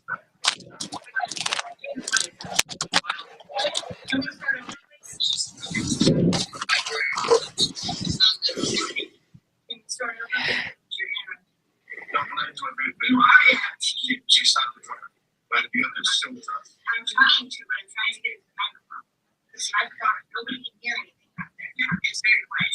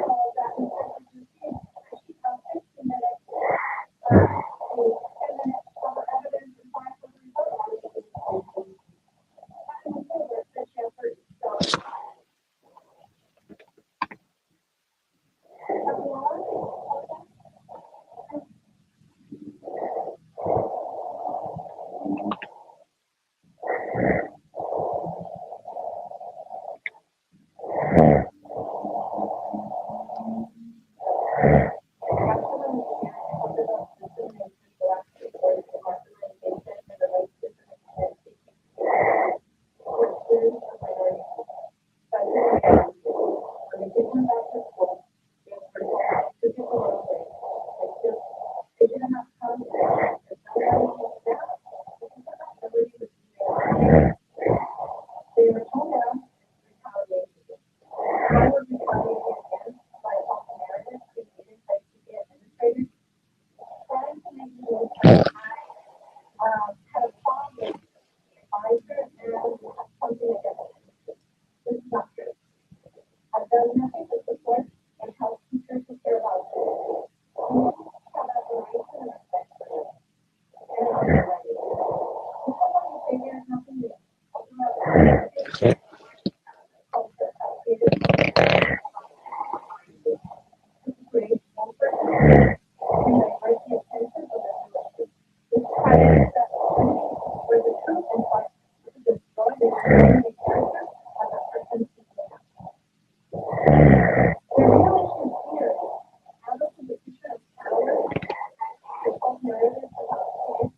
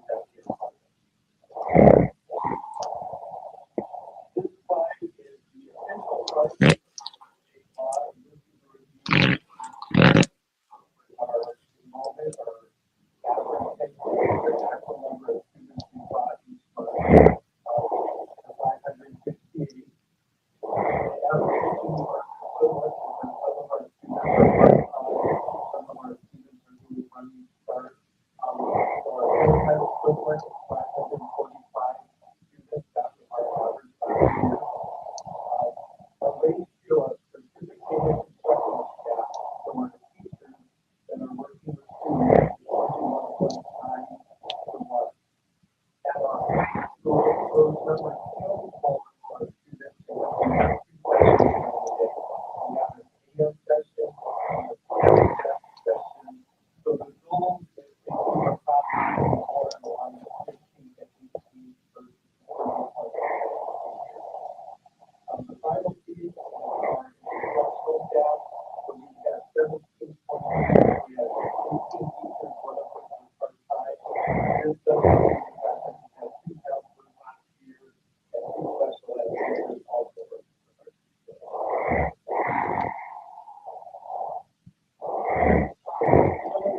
We wanted to share from last year. Graduation, which to us is a celebration every year. We'll touch on that a little bit more. Enrichment is a program we have for our parent partnership, our homeschool. Last year, we were able to get enrichment back out of the line like pre-COVID time. Every Friday, 55, 75 students in our building, being in class, having lunch, doing all of things. What we get to do Monday through Thursday is our homeschool.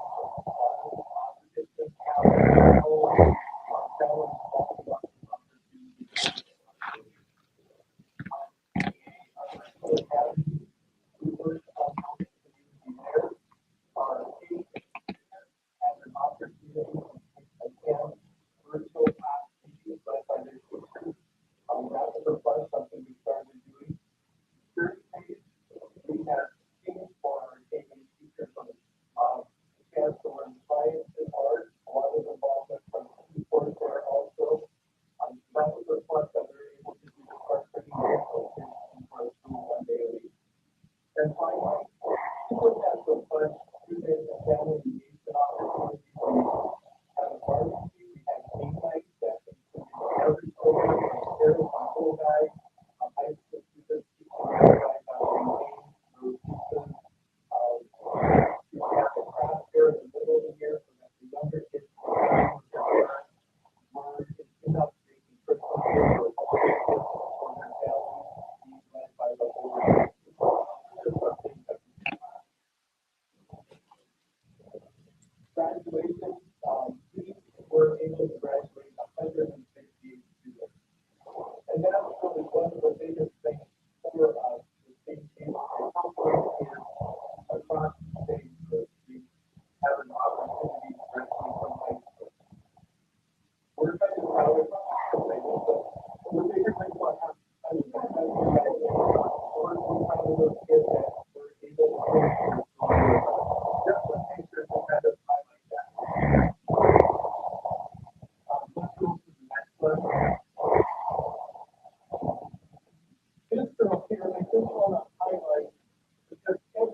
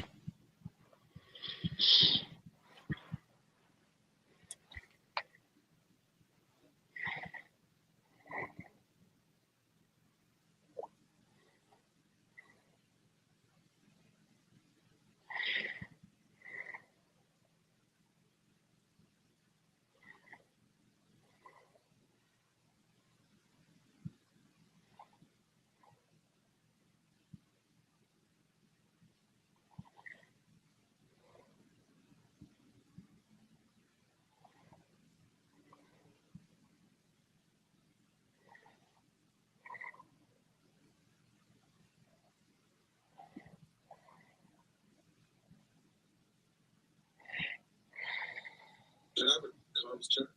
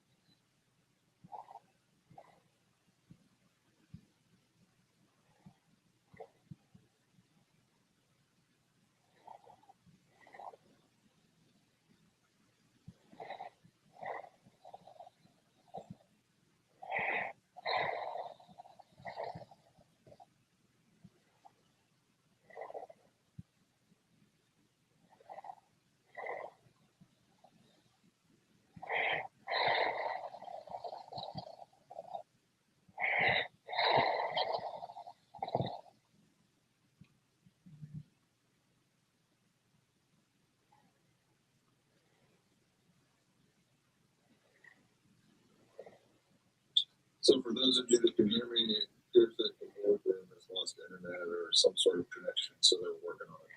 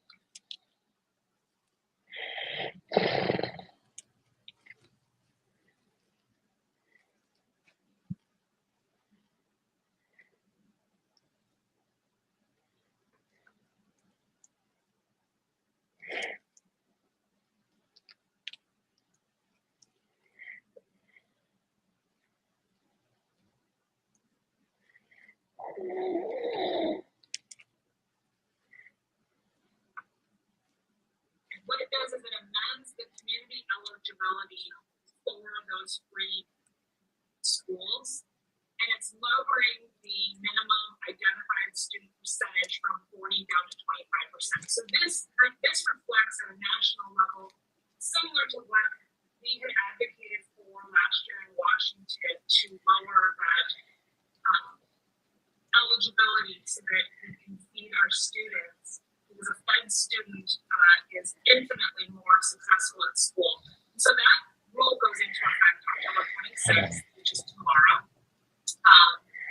So I'm excited for that, not just locally, but nationally. And then there is also something else that WASDA had sent out. So WASDA advocates for digital educational access for all. And I'm just going to read a little bit of a blurb from WASDA, and then I will lead into where this is going. So WASDA shall initiate and support legislation at the state and federal level that recognizes that access to technology is core to basic education. So this is tying into the FCC chairwoman has proposed to restore net neutrality.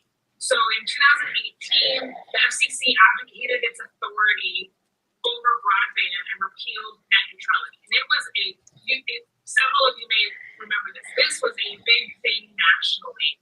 And this proposal would begin the process of reestablishing the FCC's oversight over broadband and restoring uniform nationwide net neutrality. Now, I know that there are a lot of opinions on both sides of this.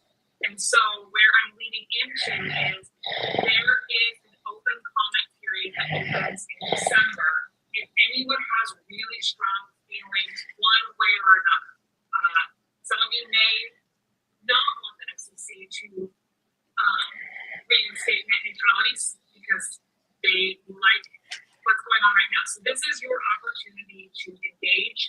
There was a meeting last week, I believe it was October 19th. It was a 3.5-hour meeting. The recording is online, so you can watch the hearing that the FCC had.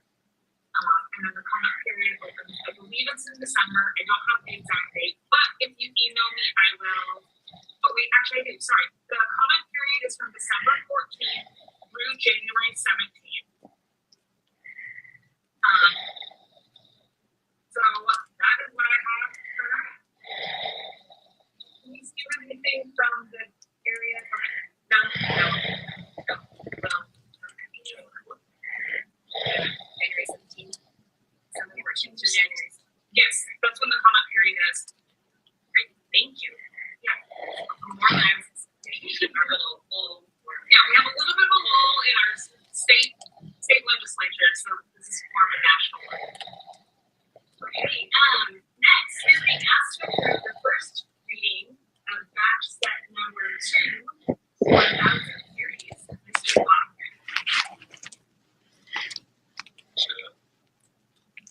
Well, really, I apologize for keeping you waiting. It's exciting to hear what's going on in the legislature, so I appreciate all that work, especially around child nutrition. So honoring our process, we presented 2 memos to you tonight and asked for the first reading and the second reading. So we'll start with the 1000 series batch set 2, seeking your approval for the first reading, 1000 series as presented. These are all the policies that we have in our study session. So. Questions or comments?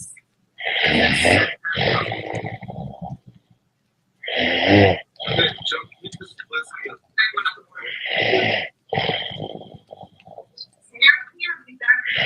Can you just list the policies, please? I can list them, yes.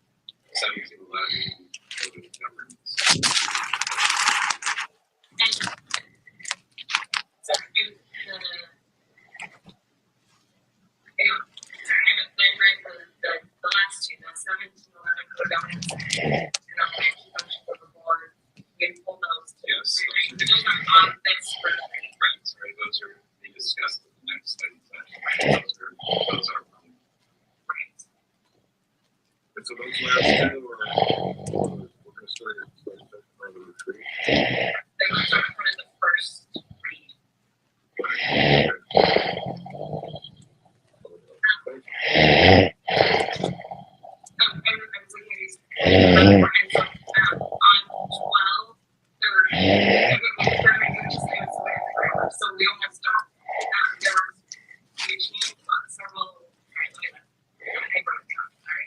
On items F, G, H, the first were still in the name, and it should be just prepare, submit, and authorize instead of preparing, submit, and authorize. So this is like, Thank you. great. Thank you. So yes. So like that. So I know, I approve the first read on it, and then just, yeah. Yeah, and I think we have another policy thing Yeah. in that, things will work out for a second. Okay, any other questions or comments, from the board?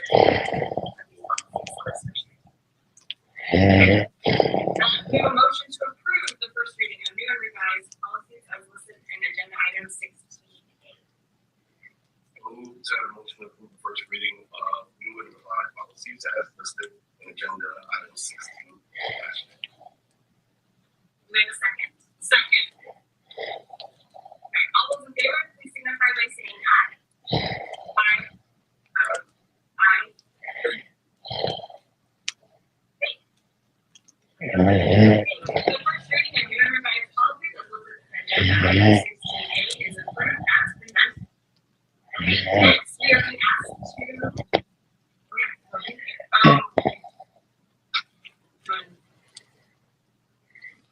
In the agenda, we have transition to this process. Okay.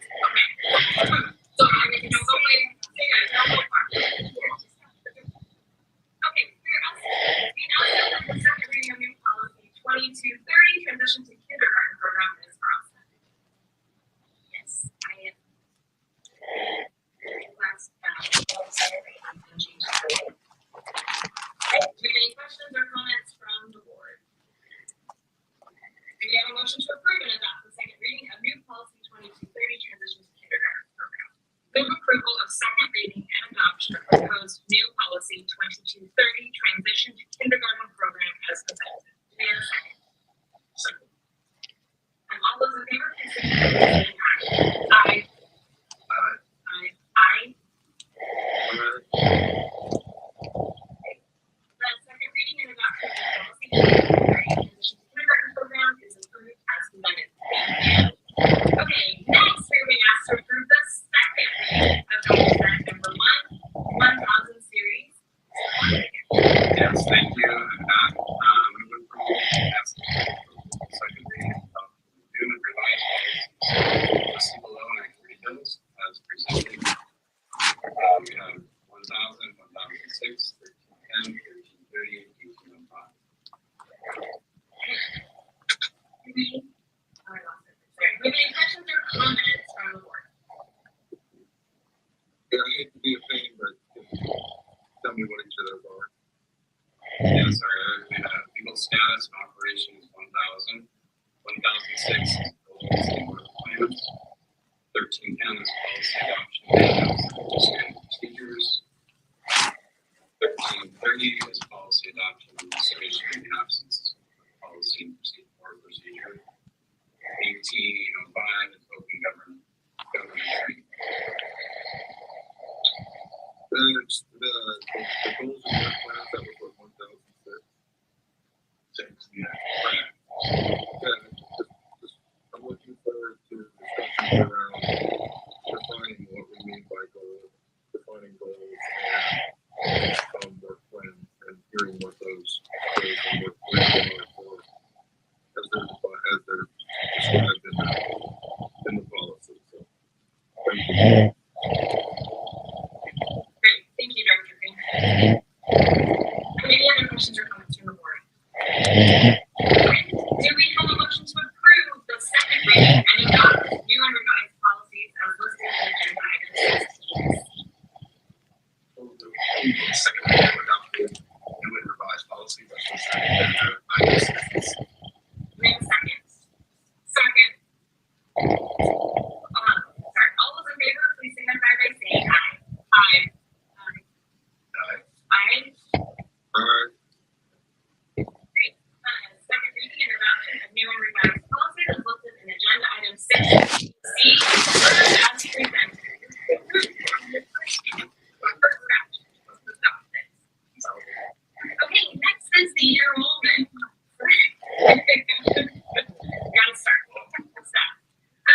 the enrollment report for September of 2023. Good evening. In your materials, you have the enrollment report as of October 2nd, 2023. On October 22nd, enrollment was 10,915. This does include registrar enrollment of 347.8 FTE, and an increase of 4.9 FTE grades K to 12 from September to October. So, registrar enrollment is almost 38, and just kind of as a side note, last month we talked about 11.67 lower what we budgeted. So I think what we're seeing is some of those students chose research, and so they weren't showing up in our counts as of September. For October, our projected enrollment is approximately 95 FTE less than what we would expect to see for the month in order to meet our budget projections. But we are as I reported last month, we have looked at our transfer this year. We do have 19 more students transferring in from other districts than we had last year. But we do also have 66 more students that reside in our district transferring out. Multiple reasons were cited for transfers out of district. The top five, and I mean, there were a lot. The top five were to enroll in an online school program, and that was about 18.7% of those transferring out. Second was to be closer to a parent's place of work. Education and condition would be parents of the school district, so the school district or to be closer to childcare. So again, the enrolling in the online, that was the highest at 18%. So we're talking about a lot of different reasons. This year we have 1,079 students transferring in, while we have 335 students transferring out. So we're still in that net plus having more students to us than the number of students who have submitted an exit was 379, which is 35 higher than the prior year. And we will continue to monitor. Questions about people? Thank you very much. Next is the presentation of the enrichment levy advisory panel. Okay. In your materials, you have from our enrichment levy advisory. And first, I would like to start off by thanking the enrichment levy advisory. I'm sorry, that was really important. Thank you to the enrichment levy advisory panel members. They are Jeff Burns, Tylander Collins, Sheldon Cherry,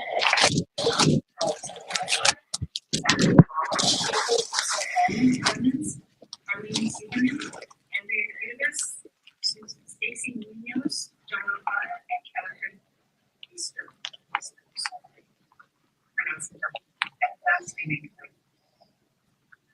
The committee met 5 times beginning September 28th. The charge for this committee was to review the laws, regulations, and financial data and the impact of local levy collections, funding, and qualification for levy impacted income. Based on this information, the committee was also tasked to make a recommendation to the school board on the enrichment levy that will expire at the end of 2024. In the board materials, we have a report on the board. The committee reached consensus on the recommendation.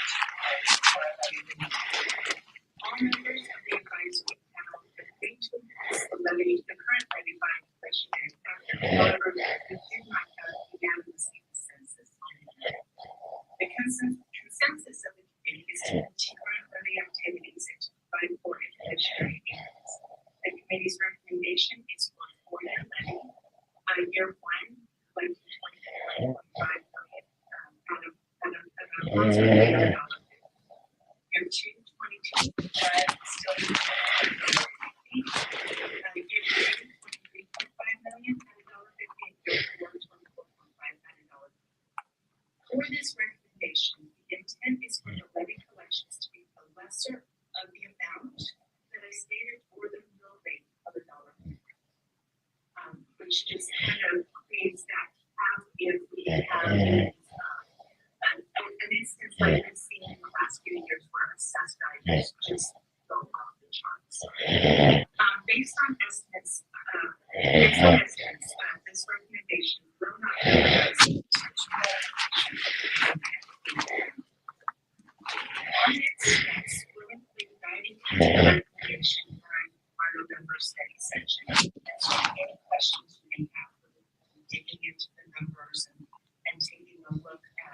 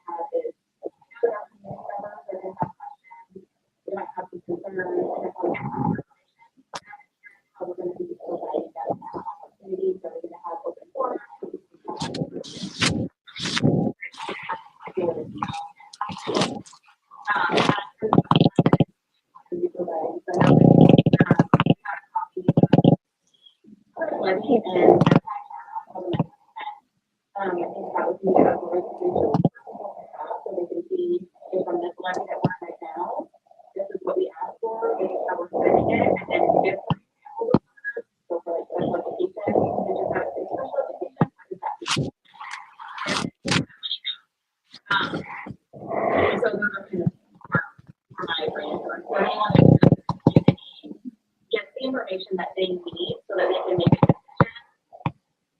a decision available for them.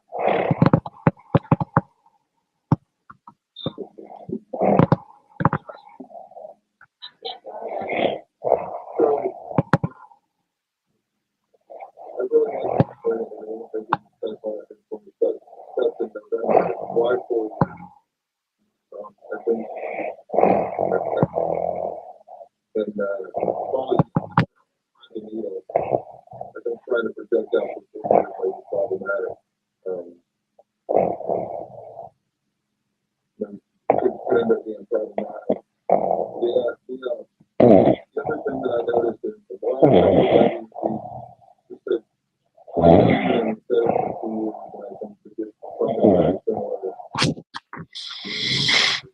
to the levy before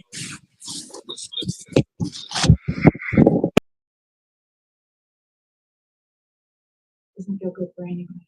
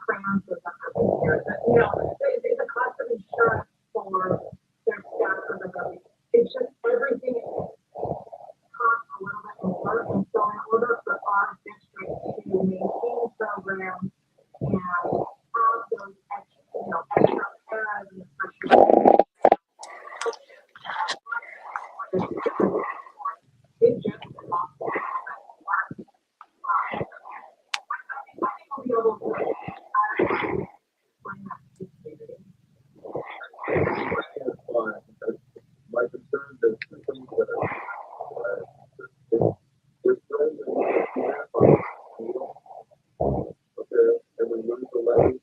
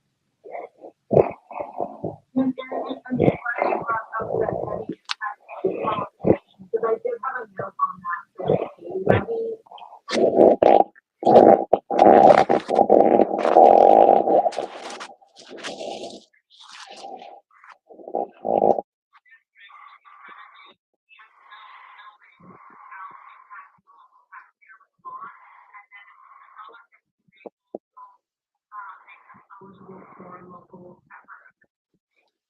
To the levy that are below that $1.50, we have two additional income taxes that are eligible for.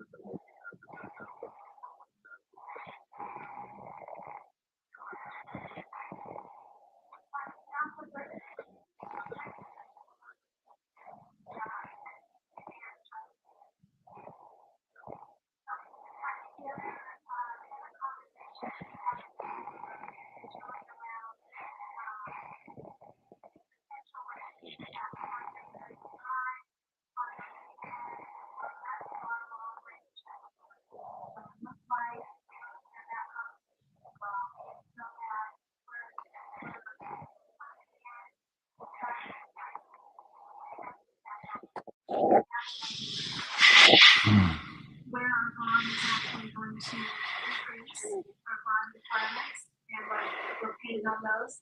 And then what we have that we're facing as far as facilities, needing replacement for reconditions. So I think all of that is part of this conversation as well as far as the money.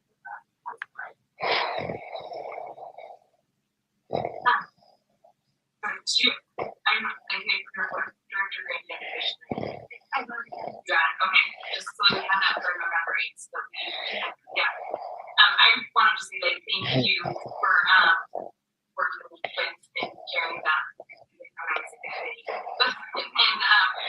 advisory committee and for the work. And they did. Thank you, Director Green.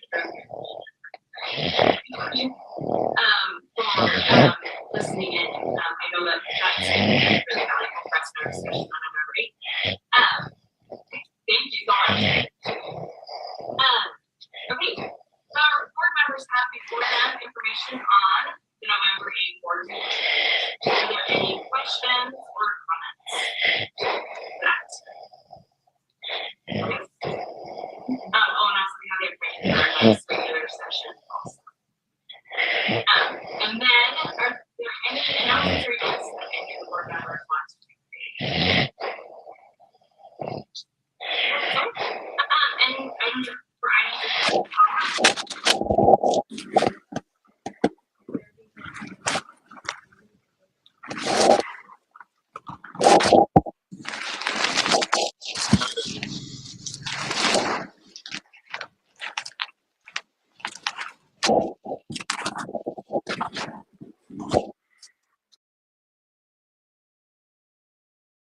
Electronic email, that's our most council. But they're built into the revenue It is. that we're proposing, right?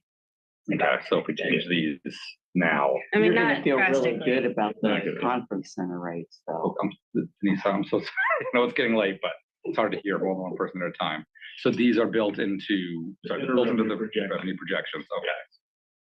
May I please have some more data on all of it, on the revenue for the chicken licenses? It's not gonna be material. Exactly, it's not gonna be material. Your budget's not gonna, we're gonna have to, our bond rating's going down because we're not charging enough for chickens. This is silly. Tell him. So, no, yeah. All right. All right. People are gonna wanna know. So do we have a, give a thumbs up if you want to get background data and potentially consider one. Oh, you guys. For the record, only Jennifer put her thumb up. Yeah. Thank you. I, however, will reach into my pocket for you to make up the Are you, okay, thank you. I'm That's gonna on public trust record. Humane Society. It is, I meant it to be. All right, so let's move Just for on. this year. All right, so Thank now let's you. move back to if there's Table any F. questions on this thing. I have a question on the table. Table F, all right, Anna, go for it. I'm looking through all of this and I don't see any discount for resident Bremerton. You don't have resident discount. What? Already. Well, why don't we?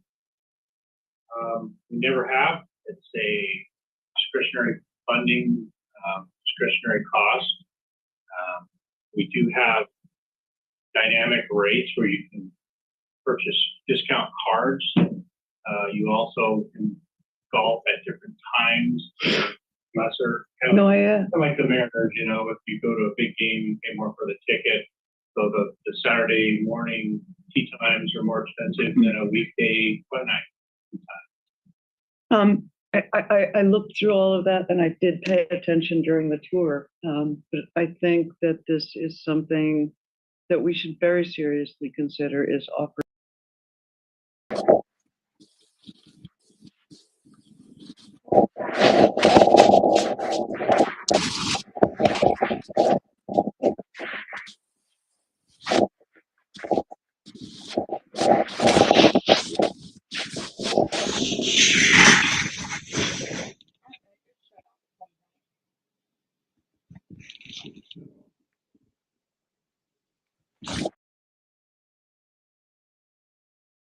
Yeah, it's not a proposed change, it'd be a whole new creation. Well, I mean, it's all affects revenue.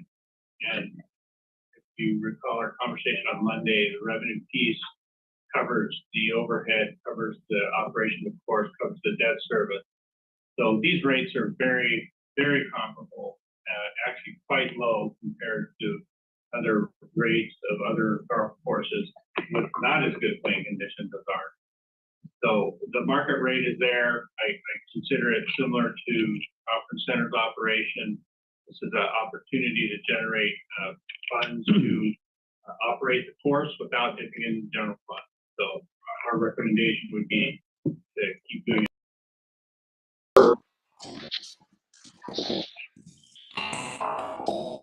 Yeah. And you're going to make it up out of your pocket. The senior center has resident and non-resident rates. That's part of parks. Events have resident and non-resident rates, also part of parks. I'm not sure about the sporting events. I just all of our programs have resident and non-resident. General fund programs, not enterprise fund. May I make a? So, yeah, let's let Anna keep the floor. Okay, and then, sorry. Yeah, I'm almost done. I'm not so unreasonable as to expect that we're all going to do this at 8:15 in the middle of budget week, but this is something that we could very well think about doing before the budget adjustment in December. If these rates are low compared to market rates, then some of them could be raised and resident rates could be, 25% lower. It's nothing huge, but it would be unnice. I'm all done. Yeah. Just to weigh in a little bit with Jeff, and kind of circling back before your final comments there. One thing with the golf course, it is not subsidized by taxpayer revenue like the other examples were. That's why there's not a discount for residents. Right. So that's the main driver. This is this operation pays for itself. This is rate based. This has no tax dollars from the general fund that goes into it.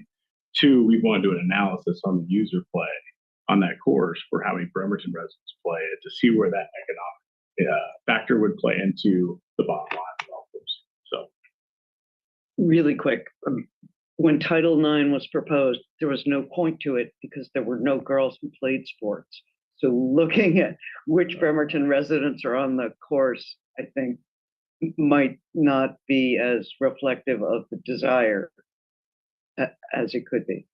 There, but it's a really low rate. Yes. I play, and just for me, I play courses of this quality that are over $100, $150 a round.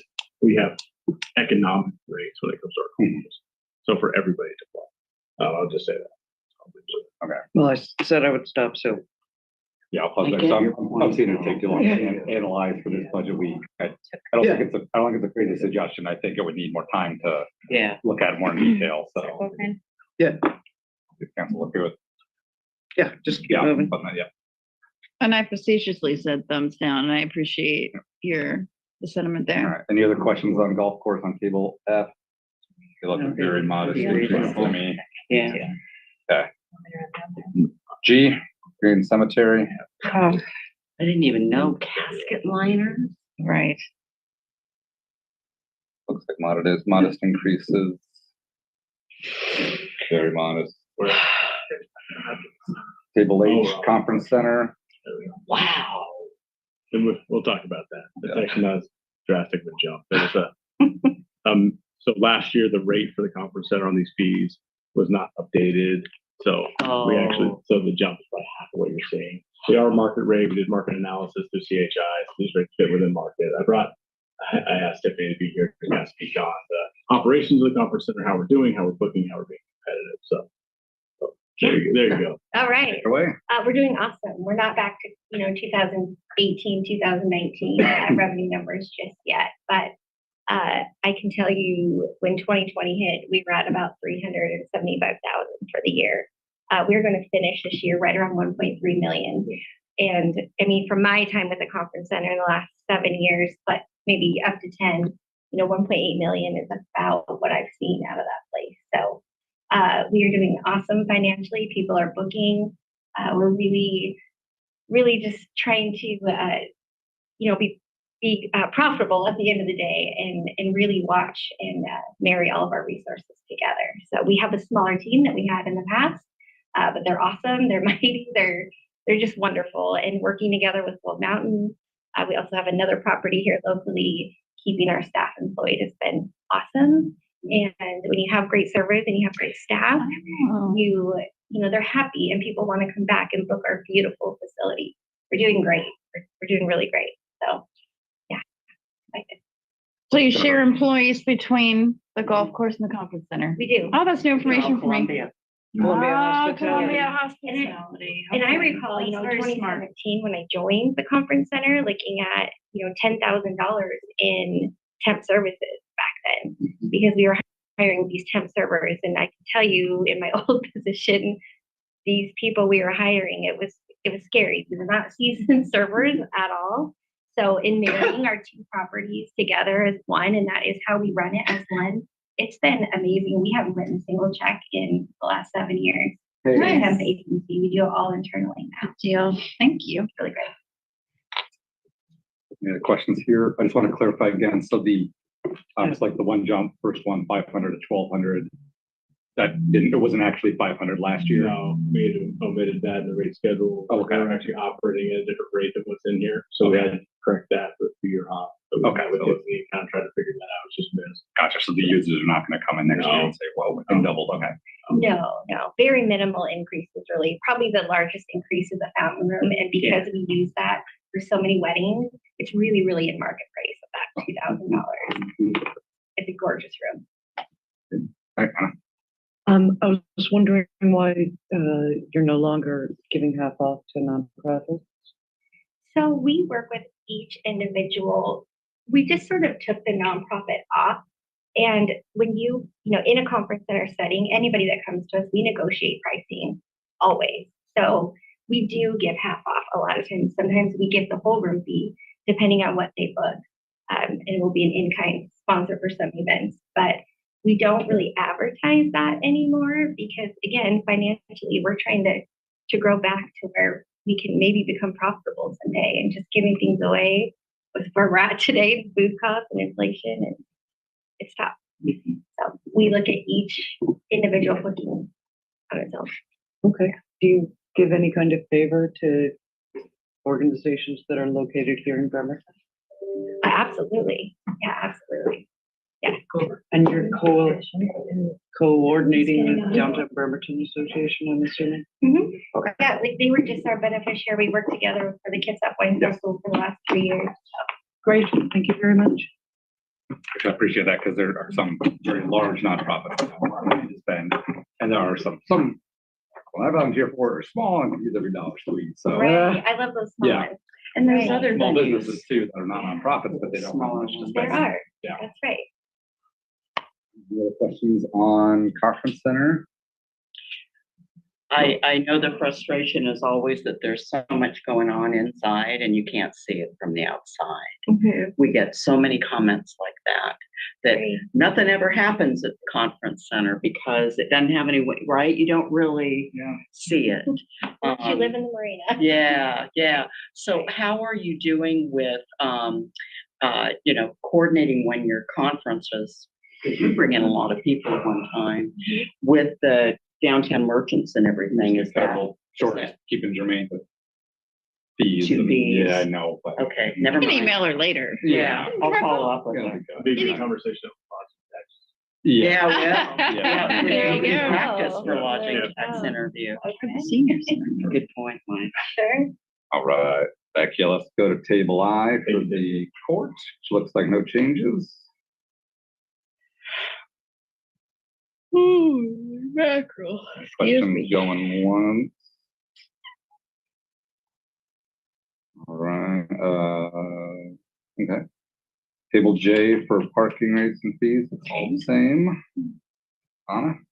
So I was going through the budget and what it said is that the revenue from the parking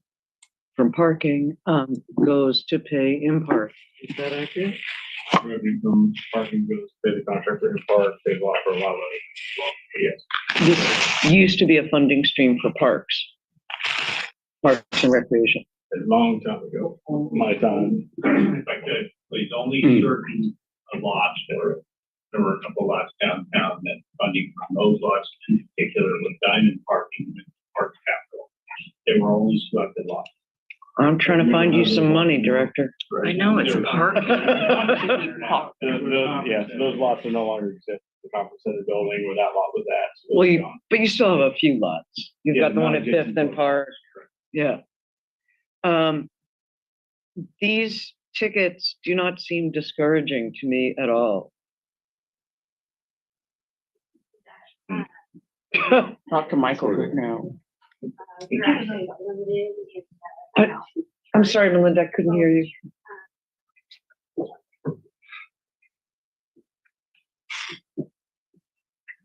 We're actually limited in the amount of parking fees that we can charge by both RCW and then the IRLJ, which is Okay. the rules of the court. Can't remember what that Okay. stands for right off the top of my head, unfortunately, but All right. thank you. Okay. And Yeah, I'm all done. so it's, that's why. Okay, we can't like go out there and shake our fingers at them, anything like that. Russell. Okay. Blinkety heck. Thank Yes, you. we can encourage Councilmember Good now to rack up more tickets. Michael does his part. Just one note, something the council did a few years ago is if you look at section 3 parking penalties for overtime or reparking. first Yes. violation, second violation, third violation, they have escalators. Those were allowed. So that was something the council approved to try to deter from the repeat offenders. So. Excellent. Can we do like fourth violation, $500? How much can we escalate? How many does Michael have? The cap is 250. The cap is 250. But you could keep like, fourth, anything above 3 would be 250. And you could do it every day. Something, We're kidding. ma'am, I'm not. really, really briefly. Yes, go ahead and take the Sorry. floor. Something I want you to keep in mind is that folks that are parking, living out of their cars, but can't move their cars are still incurring these fees. They may are? not be getting towed, but escalate, they do continue to get tickets, yes. So I just want you to keep that in mind as you're promoting. No, I was higher cost told, vehicles. I understood that they do not get tickets. They don't get towed, but they can get a ticket if they're in the same spot for a certain amount of days. Is that correct? They get committed. So they can be cited. But it's really sort of a Okay. response. It's a joint response. We have this situation. We understand it's complicated, so we really have to go through, spread the needle on that. If we can move them, we think that reinforcement will move them. We realize that Okay. That's what I had understood, so I'm happy. It's a little But bit both. Thank you true. for giving me that perspective. Thank you. Any other questions on table J? No, I wish Michael were here. All right, table K, Parks and Rec. So are we getting rid of the seniors? No, it appears later. Oh, it appears later. We moved. Yeah, so I thought too. These are very, very tiny increases, like Yeah. $1, $2. Especially compared to chickens. A small fraction. Based it on about 2.5 to 3% based on CPI and what our rates, our labor cost increases. So, and we try to do minimal increases. Our rates are low anyway, so when you do a small percentage, it's like pennies, and then it becomes difficult to collect it. So we try to round it to the next dollar if possible to keep it straight. And we also don't try to hold off and do large increases. We try to keep up. With that pickleball, I bet you could really bring it in. Yeah, I was thinking. because we hadn't been charging for outdoor play, and we still don't charge for open play, but for tournaments, you'll see in here that we added some costs for that. Can you send some of that revenue to the neighbors that are listening to the, There'd be a conflict of interest there. All right. Thank you. I like the daily drop-in fee at the senior center. That was really thoughtful. That's the very last one there, $4 for daily drop in, non-class per person, yeah. Yeah. But I was questioned actually, that sometimes people hold meetings like in the senior center, that obviously wouldn't apply, it's only if they're using the, okay. Most of the reason we took the senior center stuff out is, first of all, we don't have staffing to really staff the weekend party request. And seniors are very protective of their building, and they don't want a lot of other folks using their stuff. So we just hadn't been doing a lot of rentals, and we decided to take it off, and it hasn't been a problem. But yeah, if you want to have your district meeting there, we work with you. We work with community groups. The Manette Coalition meets there frequently. We've had other groups that meet there, and we're happy to work with you. Excellent. Any other questions on parks? Do you expect when we get Pendergast built out and gorgeous and, you know, charging parking and everything out there? Anyway, that these fees for Pendergast may go up? They will have to. Yeah. We'll have to have some funding paid off. Yeah, so Okay. Yeah, definitely. Okay. And tournaments will be paramount, and we'll be able to do a lot of different things. Yeah. Okay. All right, seeing no other questions on parks, table L, police. Looks like no changes.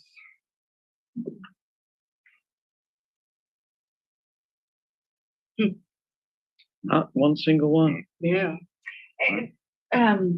Public records.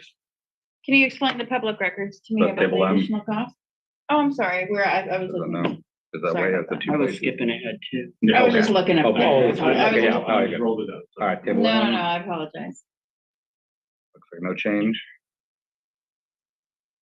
You guys are, Are we there yet? I think we were Yeah, at the table end. I think so. Okay. no, I'm not.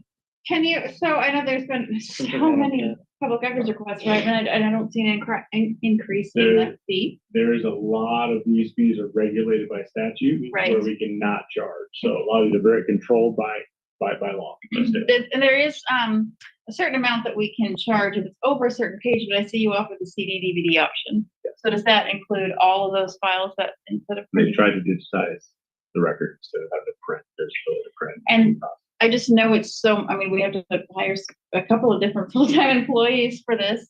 And Kylie can answer probably a lot. Thank you, Kylie. Sure, what do you want to know? So these are regulated by RCW as to how much we can charge. It was public records. I mean, it's open public records. It's a part of our state mandated requirement. Okay. And there's no space for, for additional revenue in this category, correct? Based on our RCW limitations or our statute limitations? Statute limitations? Right, no, I understand the question. I'm hesitant to say, there's no place where it can go up, 'cause I don't have it memorized. No Look at worries. it. It's not recommended, so I'm gonna trust the process on this one. But Yeah, I could look at it, but I know we've looked at it before, and I think we've tried to maximize it. We did. It's also, one of the things is that the legislature sees the ability for us to charge fees as being a way to somehow like limit. maybe Limit it, more, yeah. Exactly. Abusive Stifle requests. it, yeah. But that's a balancing test as well, and so, I can look at it again with Angela, because and I'll let you know if there's something, but. And I'm not necessarily a proponent of increasing these fees. I just wanted to know, just get a little history, because I think it's something that the public likes to know too. Right. Publicly. Yeah, but I think 4 years ago, we did an extensive review of all of our fees with Angela when she came on. Okay. What they brought up, what she brought up by, and we went through this to find out where we could maximize some of the things with a lot of paper printing and that's where this is from. We went through every single line item, but like. We So haven't unless looked the at RCW or Changed, something yeah. has changed, Right. then Right. we're pretty consistent. Number 5 is where I guess we got thrown, I guess, that's the Right. legislature. Yeah. And that, I don't know how often we've used that. Not that I'm aware of at all, so. It's in there, I think I have to look at the code, but I want to say that might have been in the body camera legislation. Oh, okay. Because there are sometimes specialized inquiries, but I'm not 100% sure on that. That's right at the bottom of the previous page. Different RCW. Yeah, but it tied to that because of the size of the files, we were able to charge by the size of the file. Before it wasn't regulated like that, so. And you actually do give CDs, DVDs, not, well, I mean, because I've gotten like a file drop that I could be able to access and open up. But there's size limitations. There are sometimes people I know that ask for in a certain format, but my understanding is the standard method of delivery is through our portal. Correct. So they aren't getting charged the fee for a CD or. Just like you were Okay. just asking. Let's do a proper. So can we move on, or is there any requests to change anything? No, thank you for the Okay. clarification on that. If there's no space for changing that. Any other questions, table M? Hearing none, all right, table N, Public Works Utilities. Real quick question on Yep. number 1A.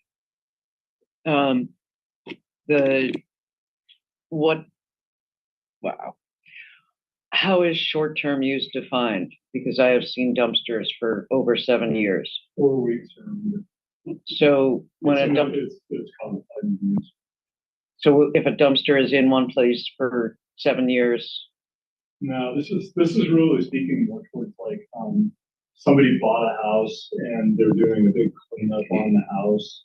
They put a dumpster in the front of it and full construction debris and move it out. That's what this really, is.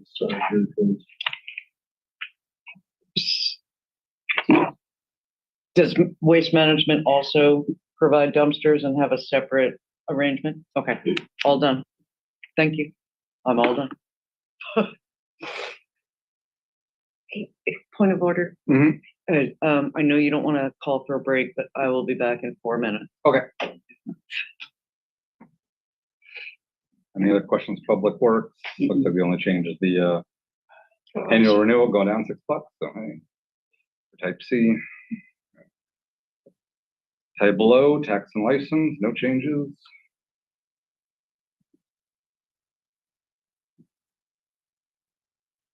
Seeing no questions, table P, telecommunications, no changes.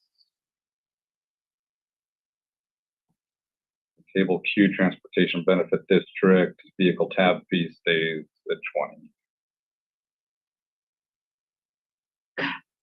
20. Okay. All right, council, so on this one, is any objections to consent? I would like general thing.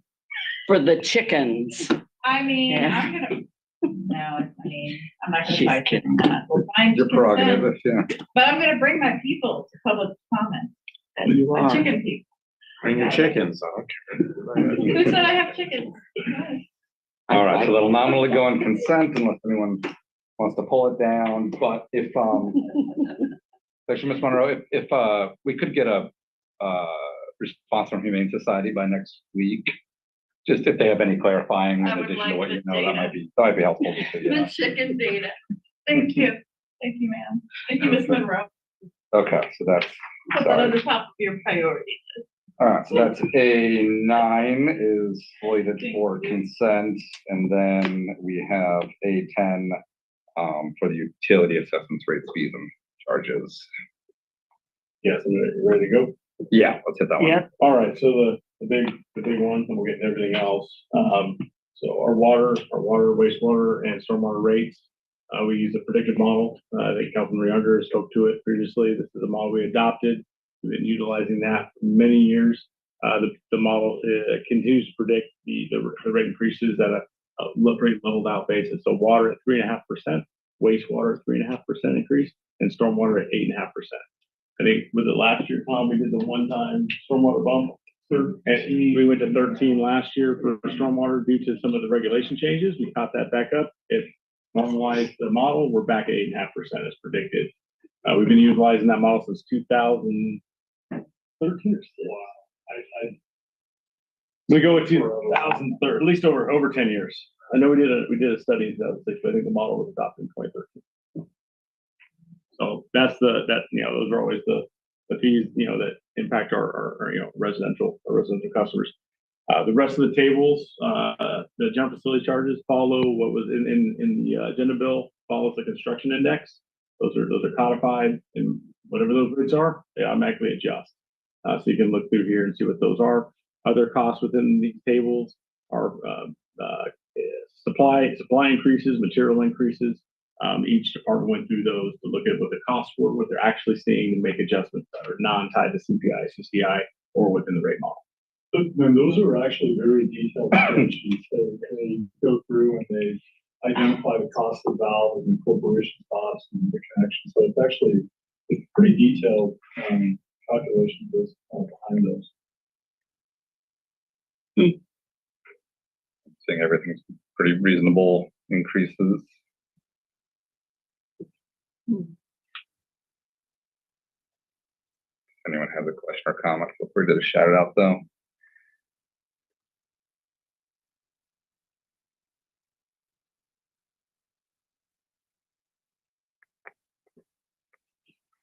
So, under the retail water service rates, we charge Parks and Gold Mountain and everything. Right. Okay.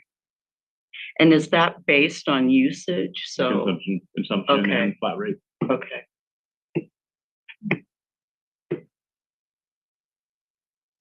And the low income senior and low income disabled are going up at a similar percentage rate. 10%, and you still get the 40%. They pay 40%. Okay, same reduction. Okay.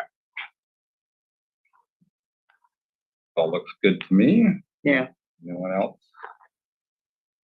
I have a comment about the chickens, but I missed my opportunity. So I've got some zingers. Ooh. I'm just holding it back. I'm gonna Some go zingers, first. some egg zingers. One thing to know within the model, I'll let you wing them later. we talked about the model when we do our rate predictions. I just want to highlight here, because I don't know if I have a good opportunity in budget discussions. The model right now is predicting to go out to bond for our improvements in our utilities in 2025. So we have been able to push that out. We have not bonded for improvements since 2016. The original model had us bonding every 2 years in the original model when this was built. The reason for that, your GFCs, we talked about with building, saw large increases from what was budgeted. Our growth numbers have increased. So that's actually been able to, also our loan, we've been really, successful in our low interest loans in the utility funds, thanks to engineering and their staff. So that's helped us not have to bond. Bonding costs money.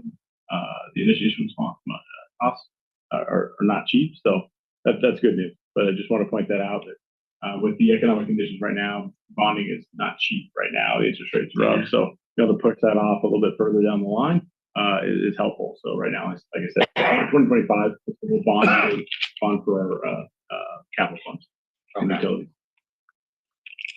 So if I got that straight, it's essentially by raising rates in a reasonable way, not having to go to bond, we're actually potentially saving money.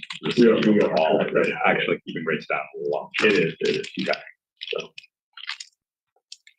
Just to build on that, Mike's got a, I'm thinking back in time, it has been years since we had bond counsel and someone no, I'm not making a joke. And we would meet and we would talk about when's the best time to strike this price and all that. We haven't had those discussions for years. no, last time was probably 2015.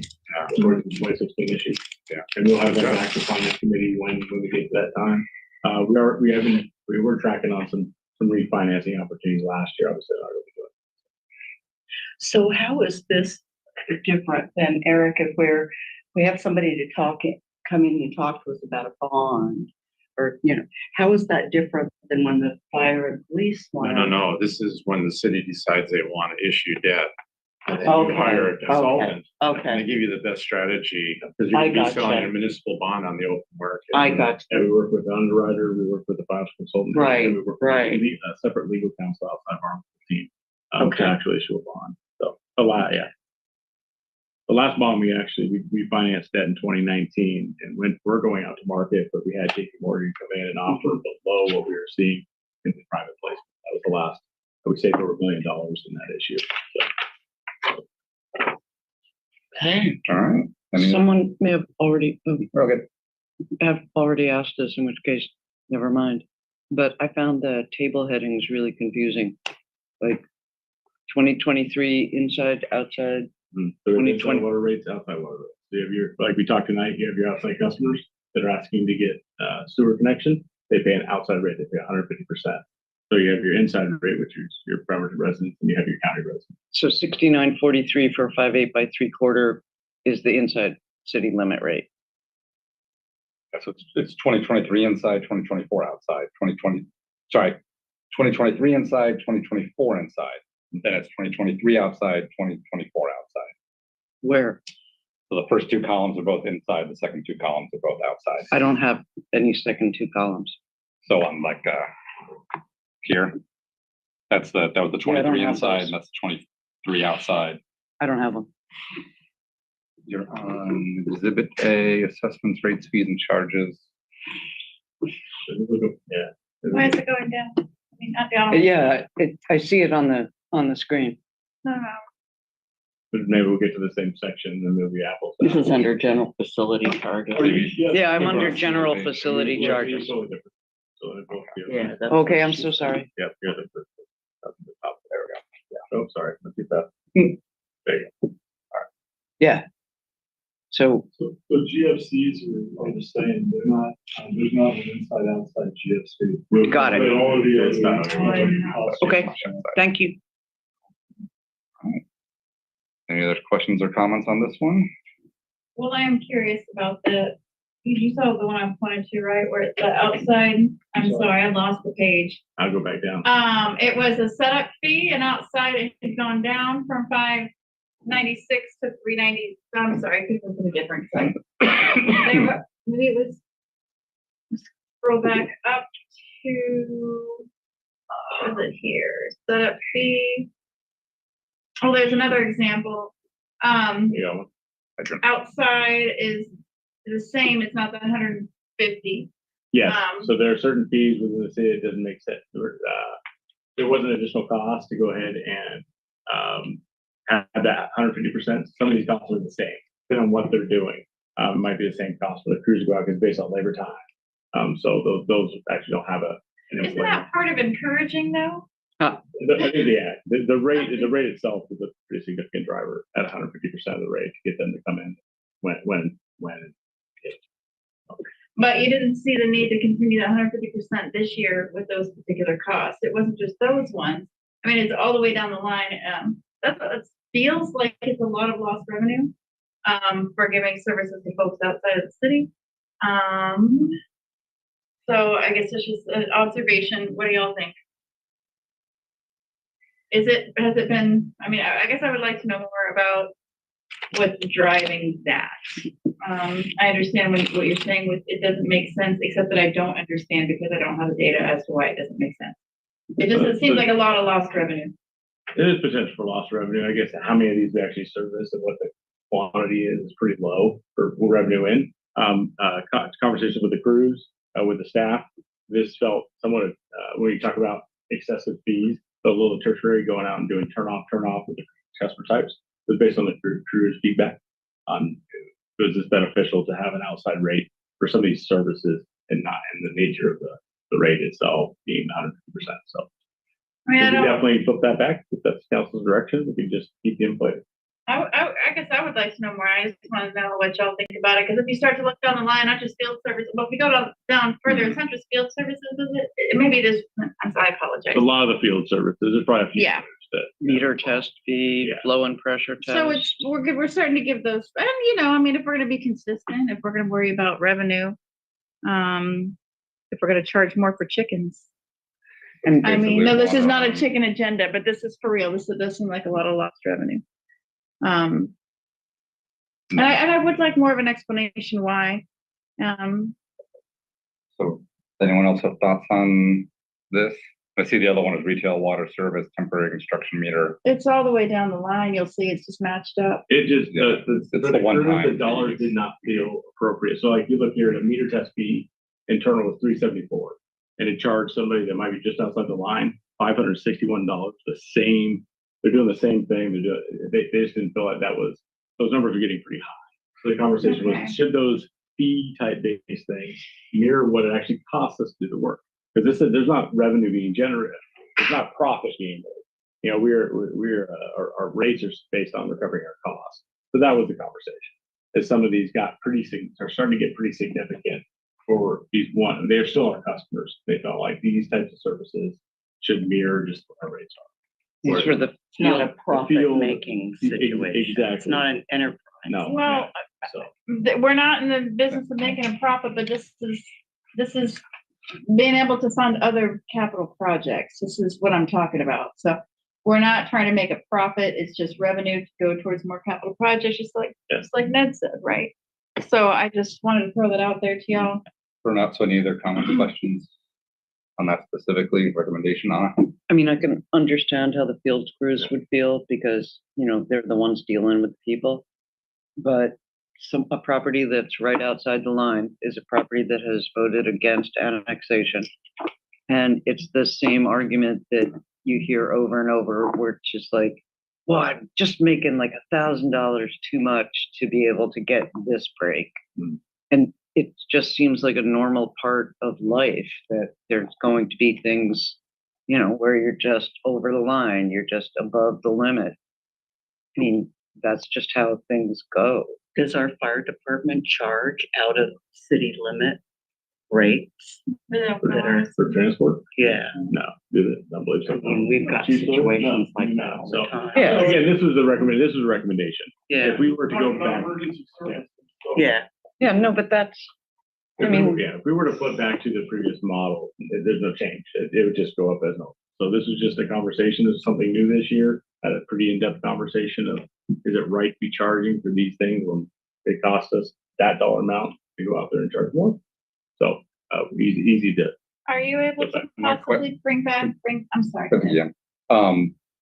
So some water customers are just outside city limits.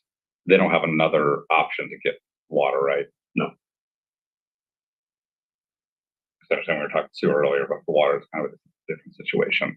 Yeah, it's not up. So in that case, I agree. Keeping the water, turn on, turn off fee is the same. That makes sense to me.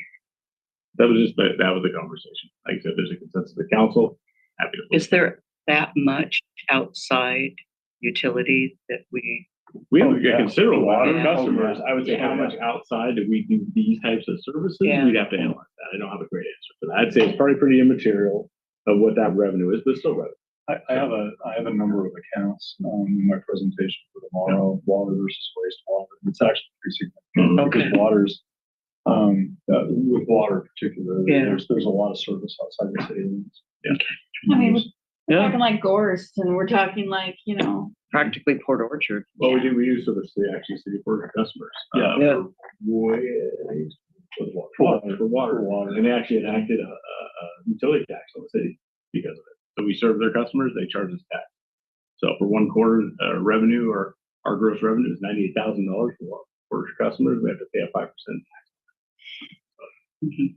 Well, So you just, and I guess I'd also say that at this point, aren't these customers used to these charges? yes, they are. So that's what I was saying. If we were to reverse course and just leave it the way it was, it wouldn't be, they expect, I think they expect those rates the way they are with that nominal, the increase that we're seeing. Well, I mean, that, I'm so sorry, I really am getting tired. But that actually would be an encouragement to be annexed. Sure. You know, these rates would go down, your water would go down, your wastewater would go down, your stormwater would go down.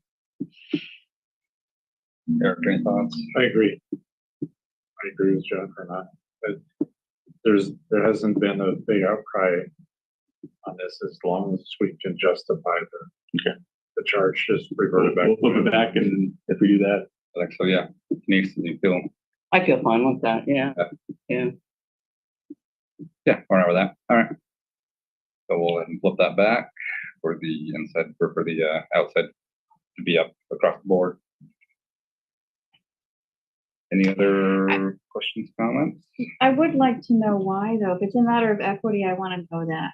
it was, I'll give you. I apologize. I don't want to The believe it is. $69, it was just, again, as a conversation, again, they're giving me the information when they're developing rates. They base those rates on time, materials, and cost. And to go out, and some of those were pretty significant jumps for the outside, was like, didn't feel why are we doing a flow pressure test? It's already, those are our customers. And so like those charges didn't follow the nature of the code, charging 150% for consumption of our utility. Could we possibly for next year have more of a presentation on that? If they do want the rates to continue like that, to have more of a presentation on how and the reason why. I'm sorry. We'll revert back. I don't think we'll be requesting anything. So okay, we spend hours and hours trying to develop these. Again, the administration doesn't. I don't think had a big deal either way. It was a recommendation, something to look at council. The council controls these rates, and to propose. If that, I think there was a couple of conversations last year about the rates, and some were pretty significantly high. That's why it's here. So, but we'll look back and for the conversation. Yep. My only last thought though is not all these are in urban growth areas. Not all these folks could be annexed. That's a good point. See, this is it's hard to have this. It's a little different than sewer. Not so simple, is Water it? side, yeah. I will say, like I think as Councilmember Younger said, they're expecting the rates. I think somebody else said that. Not going to create a lot of the status quo for now. Yeah. Maybe something we can talk about. Sorry maybe for all later. the hours that were put into. Yeah. Maybe next year we could lower the rates for Bremerton people. Just a wild thought. Should we start It'll be a lot different revenue. Okay, so flip So back we're gonna and flip them. then, Yeah. and then consent. Yeah. Flip them back so that the outside is higher. All right, sounds good. Yeah. And folks go with consent agenda. Yes. Yeah. All right, 8 on consent. All right, and then we got A11 for the property tax levy. Sounds good. Good. Ready? Yeah. Are we ready? Heard that, Mayor. Okay, so this item is property taxes. It includes the ordinance to levy property tax collections in 2024. Implicit price deflator, which mirrors inflation, is 3.67%, which allows the city to take advantage of the full 1% increase to our general property tax. And that's what we're proposing in this ordinance. The county requires the city to have the ordinance adopted and the certification approved by November 30th to increase the levy amount above prior year's level. That's what is for you here. Good. Any questions or comments? You know, I hail from California. Sorry, Anna, then didn't. I'm sorry. No, that's okay. I'm happy to yield to Denise. All right. Boy, only 1% a year. I don't know how we do it. Yeah, I don't have any questions. It's a slam dunk for me. Anna? I agree that it's a slam dunk, but I was wondering, like, back before Tim Iman was born, How much would property taxes, how much would property taxes typically have gone up per year? I will say that before I was in this job. But what was the limit for it? 6%. Can I give a quick history of Thank the you. property tax? Everyone No, it'd be a brief one. Great, what does that mean? I got 2 more years and then you guys are gonna on your own. We're gonna miss you when you're gone. Educate us. So the reason I believe that Tim Iman had this property tax relief initiative is that we are, by law, all councils were able to raise the property tax up to 6% a year.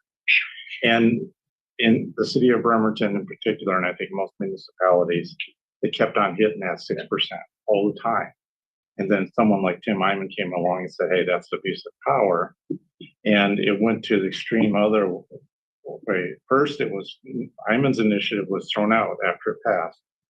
And then Governor Gregoire actually codified this in the law. And that's what we've been dealing with now. Huh? You can charge up to 1%. If it's pure inflation deflate, whatever is less than 1%, then you can bank it for following years. This is kind of complicated. We don't need to get into that, but you can bank that capacity. So whatever. But so that's the history of it. And now you know AWC is trying to have something that maybe 3%, so more realistic. And hopefully cities have learned their lesson and not abuse that power.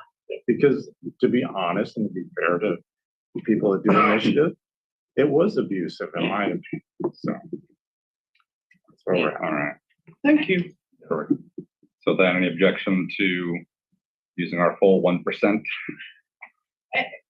And then, may I add, just a clarifying question about that, is, I mean, aren't we like possibly, like the county could possibly harness the last of this, right? And that maybe, is that, am I understanding? No? No, so there's a cap on what we can collect, but with the library, if we had a separate fire. Okay, And also we get Thank extra consents for thousands, but you know. consent. Just the last fiscal impact, just remember, we are also leveraging, we have two bonds outstanding to collect for debt service, so those will be included in our ordinance, which send over to the county. Pretty standard, same as last year. And I believe the year Same dollar before, amount, just and the have year to collect before, if they paid that, 2015 bonds, it has a 10-year bond, so that'd be coming due in a couple years, so 2025. Excellent. All right, and you're none, so go on consider next week as well. Can't even think about fees and levies, so it's getting late. All right, well, thank you very much for. When the levies Getting grow. late to It is everybody. getting late. We're all taxed out. Oh, And thank we're all you. what? Taxed out. Uh-oh. Thank you, Eric. Saved it there. Yeah. All right. And now just a reminder of, we'll have the first public hearing on the budget. Will be next. Oh, Yeah, good. No action on the budget until November 15th. Hallelujah. All right, we'll go ahead and move into general council business and see if we can whip through this. I think the first one's quick. So on C1, we wanted to discuss the charter section. Excuse us. Excuse us. Take it to the. Hey. Thank you. Thank you. All right, so C1 was the discussion on the charter section relating to the city auditor. It was on the council goals to discuss it. And we wanted to squeeze it in before budget season. I think it was basically just clarifying from Attorney Fennell on kind of what we can and can't do with the unique section of the charter and our auditor of the charter. Sure, and I had to go back and ask council president to kind of explain what the ask was on this one. So I really couldn't remember. We had our retreat back in the winter, but so as it pertains to the budget discussion, the answer is, referring to the charter, is that our audit committee is very unusual. There aren't other ones like this in the state, and I do not believe that the charter allows the council to add staff to that provision of the charter. It's limited to the city auditor that reports to the audit committee is what the charter allows, and not additional people. It's very unusual, frankly, that you have a public employee that works for the city. It's basically reporting to what could be for volunteers. I know that there are council members on there, but that's very unusual. And my position on that is that adding employees on that is not. So, so the only way to get a full-time auditor. You can have a full-time auditor. You can't have an auditor plus an assistant auditor or deputy auditor or. But Christine is still okay. Right. Well, So she provides staff time to manage that committee, not she to doesn't do audit report work. to the committee. She's not. Got it. She isn't supervised by the committee. I don't think that where I have the issue is that she's staffing the committee. right. As a part of her duties to the council. I understand it's broken out in a different way budget-wise, but I don't believe that. Because my concern is that the city auditor, by the way it's written, could actually be fired by the volunteers in the committee. And I don't think that we want that situation to extend to other employees. It is very unusual. Well, they'd be idiots if they did, so. That is not a. Yeah, no, I know. That is not hypothetical, anything Yeah. about a current auditor or anything like that. What I'm No, I saying know. is incredibly Yeah. unusual. How many cities have auditors? I'm not familiar Mike with this. did a deep dive on this. Yeah, so like, I could tell you today, if anybody's created one, there's only 2 cities in the state of Washington that have. So there's counties that do, there's a few counties around the state, but it's very limited, but I haven't checked that in over a year. Only 2 cities. Yeah, in the city. And they were very different. The other ones were not. Differently structured. Yeah, they were a city auditor in position in the finance department. They were not, I mean, our audit committee almost acts like its own branch of government, which is very, I think it is unique. I don't. Yeah, there's not another. There's no one else in the state that has anything like that. There's Olympia in Seattle. I recall. That has an in-house. Yeah, finance. Seattle's a totally different animal. I Yeah. forgot Olympia was a little different. Yeah. Pierce County, their auditor operates under the budget finance office. Well, because our auditor seems to do audits of programs, but they don't have any expertise in those programs. You know what I mean? You got them looking at the police department, but they're not a law enforcement certification. So they looked at LTAC and they got a lot of data for LTAC, but they don't have any expertise. So they can't really analyze how a department's doing. I'm just trying to get some clarity Yeah. What I might suggest over for- why we have an auditor. Yeah, we Is, can do like a deeper dive on just the Yeah. committee, but for the purposes of, I think. Yeah. I understood Pre-budget this- season. Pre-budget, Yeah. I think there's been a discussion about adding staff. Yes. My recommendation would be that not happen. Okay. C2. I will just add though, I mean, I think there's a lot of different charter ideas that have been thrown out. So maybe next year the council will decide as a top goal to deep dive on possible charter amendments to bring to the voters, including this one. The discussion on possible definition for livability, I carried this over from last time, but I know you sent an email and. Yeah, that's the entirety of it. Okay. And this will really, like, I'm watching the clock here. I'm coming in under 60 seconds. Has everyone had an opportunity to look at this email and to come up with some ideas? Wow. Not as deep as I'd like, I'll be honest, no. But some ideas, like, is shaving 30 seconds off your commute time from the shipyard to Highway 3 your definition of livability? Okay, so that's really all there is that to think about what for you would make what could transportation do to make Bremerton more livable? That's it. Well, you want that defined in the joint transportation compatibility? You want a definition section of livability? Describe that. That would be ideal, but mostly while we're looking at the joint compatibility transportation plan and other documents, it's like it's its own page in the presentation. It's like, this plan is here to give you more livability, because we were at the shipyard and we were all like, livability, right? Not accessibility, not capacity. So, just because I have strong opinions doesn't mean that they are the majority. No, maybe a good one is the JCTP coming to us anytime soon?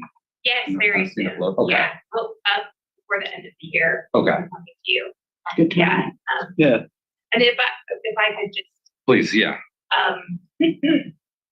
the purpose of the JCTP was to, or is to, look at the conflicts between the base, traffic issues that come from that. And how do we continue to have accessibility for the base and their, important mission, alongside the growth of Bremerton. So that was the purpose of the study.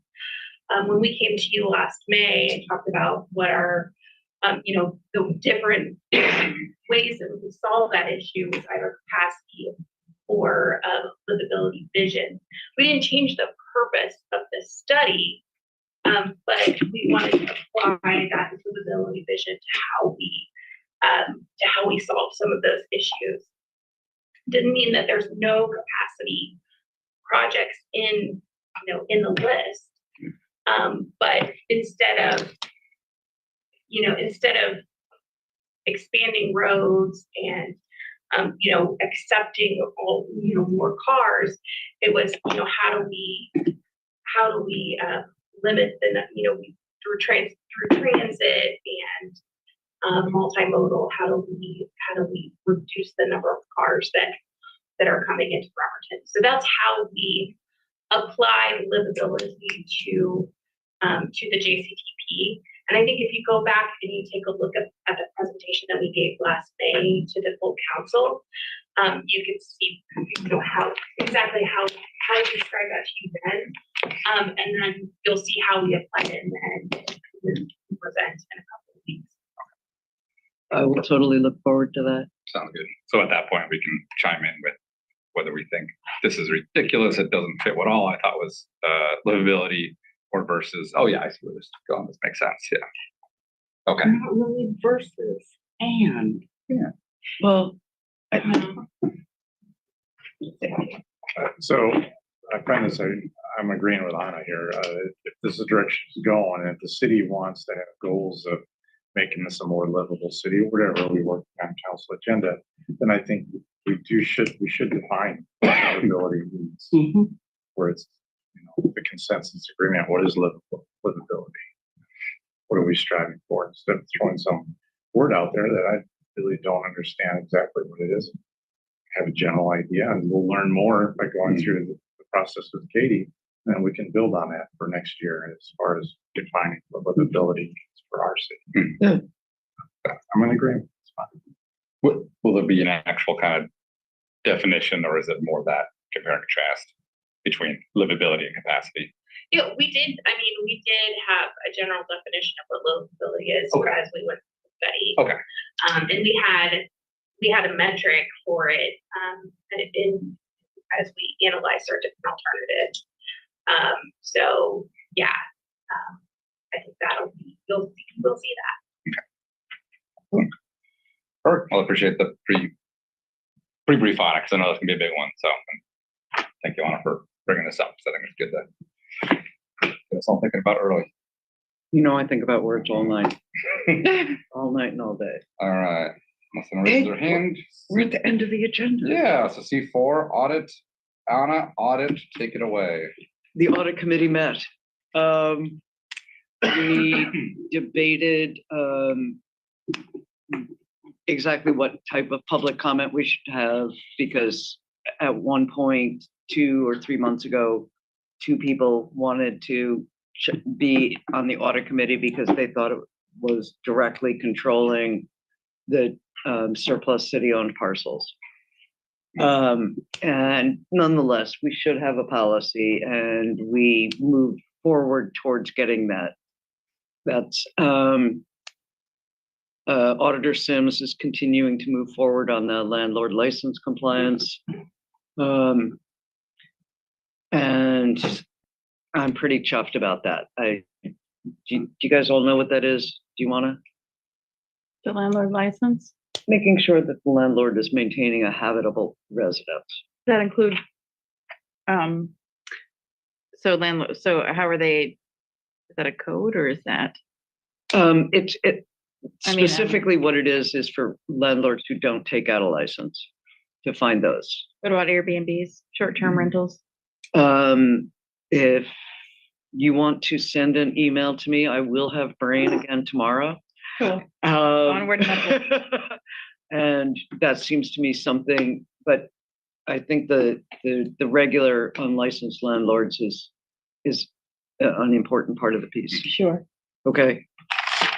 I'm gonna be public works, aren't I? Sorry, just add, I guess you're working with Kylie on public comment. Or- No. No. That's not.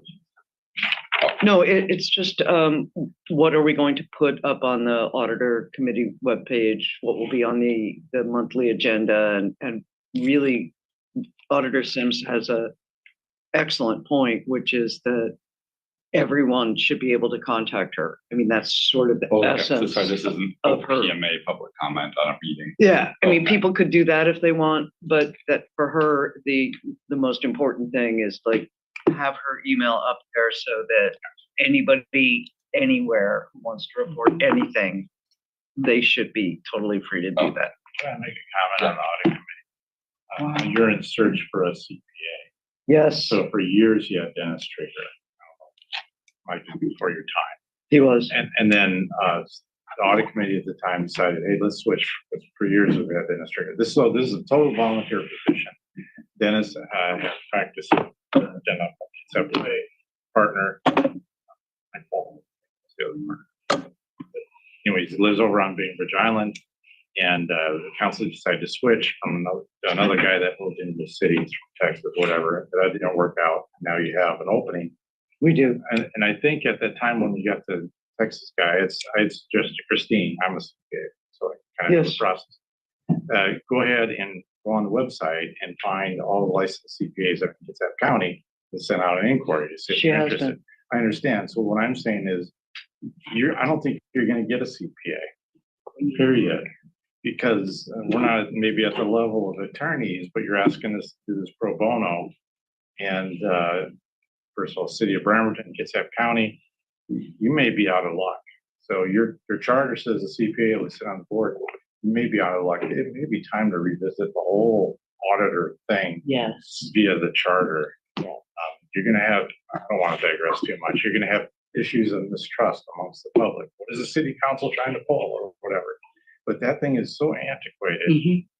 Just the whole reporting function, it needs to be looked at, and this requirement to have a CPA on there is problematic as well. Evidenced by not being able to get one. Yeah, well, that's a fact. Okay, I'm Good info on search. All right, let's go to public works briefing. search, I think, has now been widened to include the state. Yes, yeah. Okie dokie. Well, we already had DKS earlier today. Generator, we already had. We got the results of the really beautiful survey that Public Works Nicotai did on safe routes to school, Alamira Drive. 47% preferred a 12-foot side path and a 6-foot sidewalk. 69% wanted separation where possible, et cetera, et cetera. They were really clear. They were clear majorities. And I think like over 80% of the attendees lived in the neighborhood and had kids who went to the school. So it was a really nicely done survey.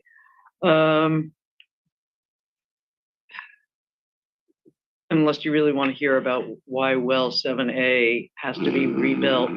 You guys are all okay with that one? It was a good discussion. It was a great discussion. It was a great discussion. Okay, I'm gonna try really hard not to exaggerate here. Quote from Shane Weber, studies have shown, close quote, that crosswalks do not add to safety, and that they can be a liability, as you all saw in the MSRC thing, that they can be a liability to a city. Without an engineering study, city would be liable. I suggested lowering speed limits, and I total kudos to Councillor Younger, who rolled his eyes till they were practically in the back of his head and then went and Googled it and said, wow, this actually isn't that bad an idea. I mean, it's not insane. I'm more open to ideas as I get old. Yeah, yeah. Kids, they're going to be reaching out to Kitsap Lake people to educate them on how to live on Kitsap Lake. Bunch of stormwater outfalls are getting retrofitted. And stop me if you're like fascinated by anything. Culverts getting replaced. Parish Creek culvert replacement is actually, they're doing it in-house because out by Gorse Creek Hatchery, it's flooding the Kitsap Bellfire Road and Bachland Park. So, more flooding.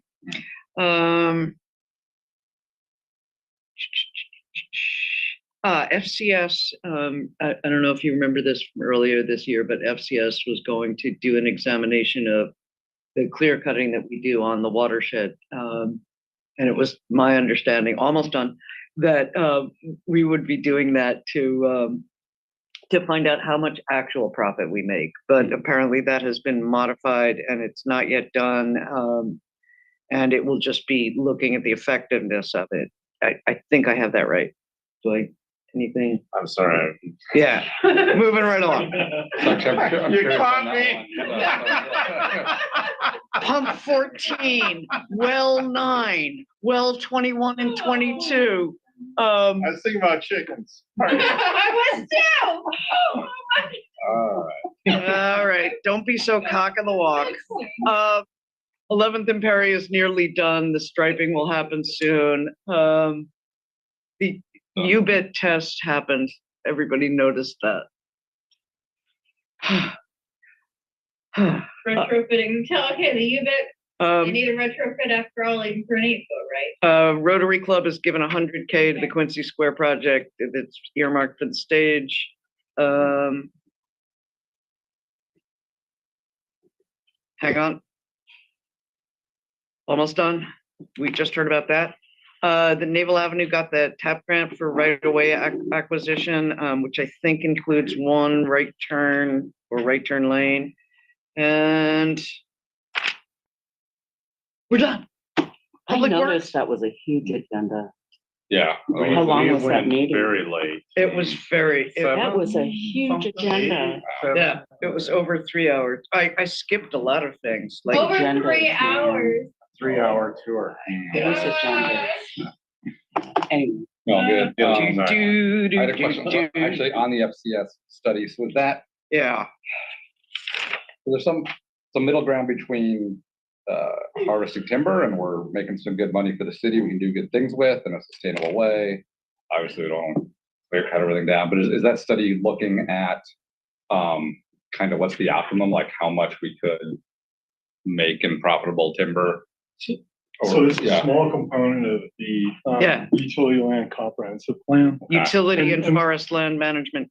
Yeah, what we're really trying to do is just look into and sorry, a little tired, but there's a what do you call it? If you carbon credits by not harvesting. I'm sorry, there's some sort of a revenue source that's potential by going that approach. So we want to look at that. And then we want to, we generate very modest revenue from our timber harvest, right? It's gross is 600,000 a year. But the net is around 150. Yeah, that sounds about right. So it's pretty modest. I mean, we manage the forest for forest health, not for revenue, right? But we wanted to look at revenue options with this so that we confirm that that's the approach that we want to move forward and look at a variety of options. So anyway, they haven't even started on it yet. Okay. That's the vision, is just to try to make a conscious decision. No, that's great. I actually support looking at the revenue options. I know I mean increased timber harvesting, but I think it'd be good to see And I just keep thinking in this area where we might have tight budgets, not only this year, but following years, if that is a potential source of extra revenue. Just for the water fund though. Yeah, okay. Right, and actually the water fund's pretty healthy. It's very healthy. Oh, because it has to go to water. Okay. Yeah, I don't know. Just take a look at the. I'll look forward to the study. Fund That's great. I'll balance be with that tomorrow. though. Okay. Well, the water fund, part of the money for Quincy Square is coming from water, right? So, all of our transportation projects, what we look at when we're doing a transportation project is we look at utility construction that's done with the transportation project. And I really can't answer it for Quincy Square, but if there's revenue from water for Quincy Square, that means that there's a utility replacement. Maybe we're replacing the water main on that street. And then what we would do is we would pay for not only the replacement of the water main, but above some percentage of the roadway above the water main with water fund revenue and use that to match grants. Okay. So we do that with all the utilities on all of our transportation projects. Is Sean Walsh paid out of the water fund? So yes, he is. He is. Okay. Yeah. I'm almost as tired as you, so I will stop. Okay. Yes, it was a very long meeting. Thank you. Don't say it often enough. Thanks to Public Works. It's obviously half the city and a lot of great work. Any other regional committee boards? Assuming there's no questions for Public Works. Pressing.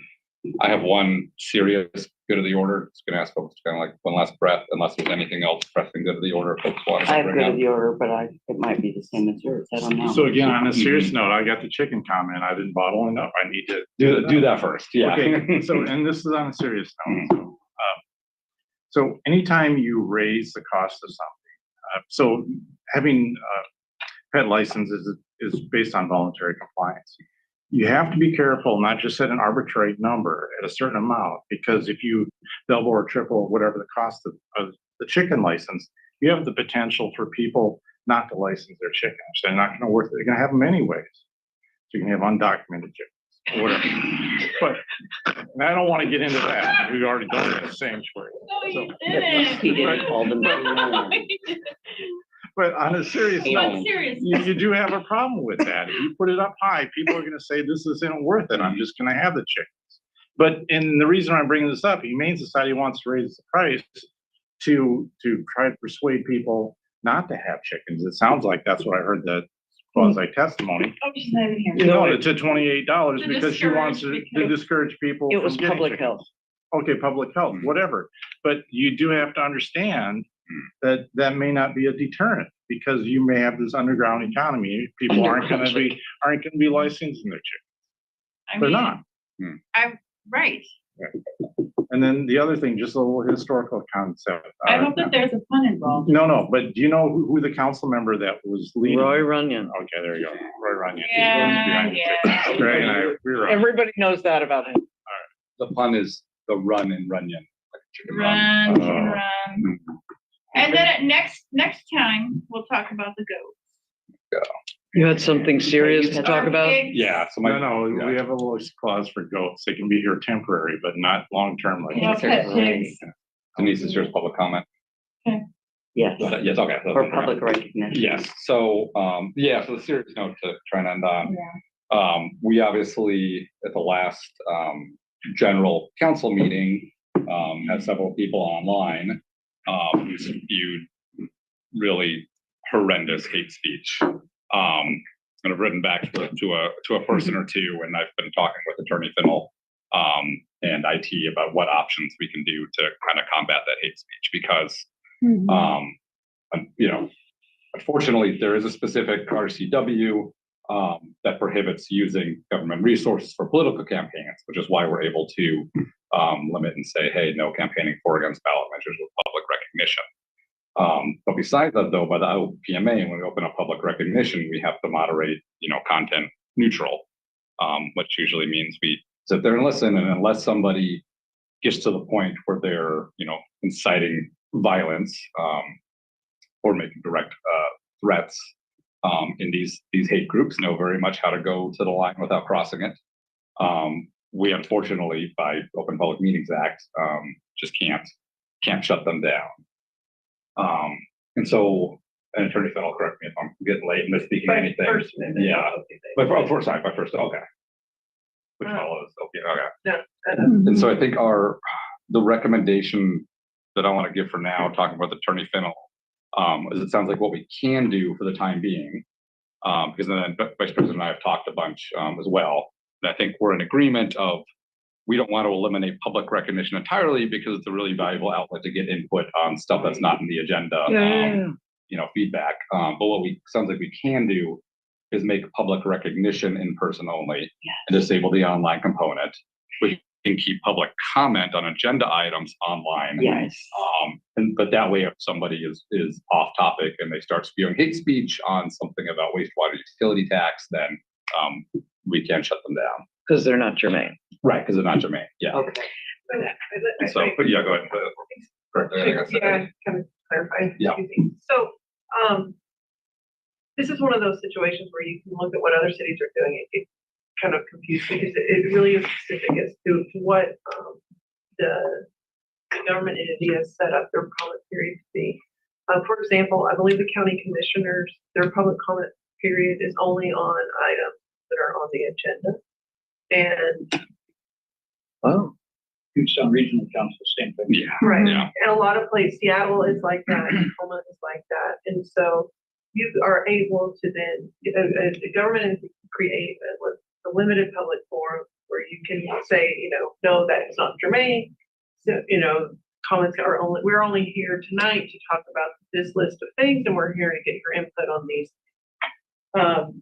If you do that, then that's a restriction on speech that has been upheld because it's content neutral. We're just talking about the items.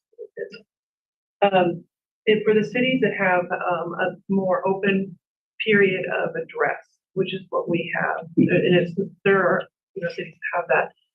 That's where you created a more traditional public forum that is not able to be as tightly regulated and comply with First Amendment rights. And so I've looked around at what other cities are doing. I know that open public comment for also on Port Orchard is actually at the end of the meeting. They take public comment throughout the night, as needed on the agenda items, but the open portion Public recognition. Public recognition is at the end. We can, as President Copeland said, there's other issues right now that are going on, and that's that it's difficult to tell if people are appearing more than once and therefore getting way more than 3 minutes because the anonymity online and the ability to just spoof and do all kinds of IT stuff where you get just time after time after time is something we need to work out. And so the recommendation at this point is until we can figure that out and that maybe not having it that way, we'll still, of course, honor accommodations that are requests for accommodations that are made through our process, like through the ADA, so that everyone can fully participate. But just as a general course, having it available is just not recommended at this time. I will say, unfortunately, and this is really sad, some of these groups have been targeting municipalities all summer, and I think we're on a list now. And what? We're probably We're on a list. at this point. It started with legislative bodies that had Jewish council members. Hey, we have that. We do. And it spread, and many of them have gone the same route, had the same, it was all Zoom related, or some of them did have people come in person, but they've gone the same route and now discontinued the Zoom comments, but working on a way to figure out how to do this in a fair way. Any questions from the folks are good with that recommendation or not? And And I mean, potentially, if we were to continue public comment in the way we're doing it, and we cut these folks off, we could, I mean, we could have litigation against us. We could have to pay the hate speech folks, for breaking the law. Right, yeah, so if you violate someone's constitutional rights, then they can file what's called a 1983 action, they can get attorney fees and, damages for that violation, right? So it's like, do that. Although, I mean, there are arguments being made, sometimes that maybe that it crosses lines, that one of the problems is that the call is having to be made right then as it's saying it, because it starts out as seeming like one thing, and all of a sudden, you're in that moment. And I think that's why a lot of cities have gone to not having the open public, to just sticking to the agenda. And Tacoma does something different where they have a special meeting just for public comments. So it's not a part of the regular business meeting, it's a separate meeting. Well, that sounds like fun. Well, I'm saying that for right now, I think just to get us through until we figure this out a little bit more further. I've reached out to other cities. I like that resolution. I know that it was difficult, and you weren't even there, so thank goodness you weren't, but it was difficult for folks to listen to, and thanks for seeing us through that. President Coughlin, I know that was super uncomfortable for you too. And it was for you as well as our lawyer to have to be like, yeah, we got to listen. The other city I read about, the Boy Scouts, and one city, the Boy Scouts were there for their civic engagement night. There were,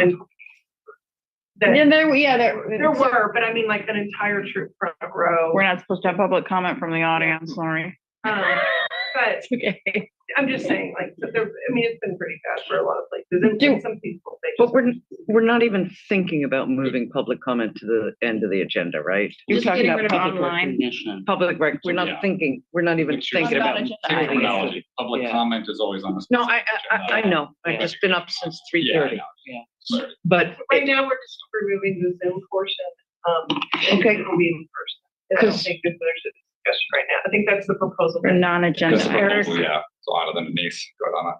Eric suggested, doing like what Kitsap Housing and Homelessness does. It's, you have to register. That's a problem under state law. We can't require people to register. Okay. Okay.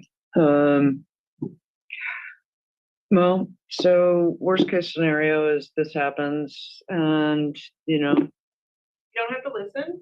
You can get up and leave. You can hold Yeah, the sign. that's the point I want to make. never given anybody that satisfaction in my life. No, that's The Sedona, maybe stands united against hate. They had actually pre-printed signs that everyone can hold up. That's right. I mean, if we're gonna eliminate do we have to do another rules of? No, it's. Okay. We have to be on the dais when decisions are being made. Right. And during public recognition, no decisions are being made, and I will stand up and walk out. I mean, I've trained people to do that. Or when you're in conversation with somebody, you turn around and you make your statement. This is not acceptable. But we're mitigating this by changing. Do we have to make a vote to change this procedure? No, since Okay. we don't want to specify. Oh, we're all in consensus then, right, on this? That's what I want to just see if we have Get it off. Can we reach out just by email to the people who regularly comment via Zoom and just let them know that we're making this change? I'm truly asking. What? You can announce it during the meeting. Yeah, I would definitely announce it at the start, but I think if somebody was planning to come, well, I would just say if I disannounce it, and say, hey, if you're one of the awesome regular people who has great city related things you bring about public recognition, this time email them in always, and then, yeah. Can we be stronger and say we made this change because we stand against the hate speech that happened, so that we can, are you good to do that? Because I want to be strong about this. Why we changed it, yeah, and make sure that folks feel validated in their contempt for what happened. Yes. People were pissed at us for letting it go on. Yeah, no, I'm happy to. And I know why we had to. I'm happy to reiterate why we had to. Yeah. It's Okay. 9:30. Yeah. But this was an important discussion. Thank you. One last thing is, I want to make sure I have a chance to speak here. Yeah. Oh, sorry. Did you? You had to put your hand up and then you put it down. Oh, no, just don't take comfort that this is over with because the groups can show up in person. And you're still gonna have to listen to them. Yep. I don't mean to be a negative, Mhm. but that's still a possibility. And we can decide down the road if we want to change public recognition because of that, or keep it as is. And yeah, If we all get up and leave, do we? Well, I think the problem with everyone getting up and leaving is then we don't have a quorum. Exactly. So No does that, decisions like, are being made during public recognition. you know, and that's the problem that we, Is in progress.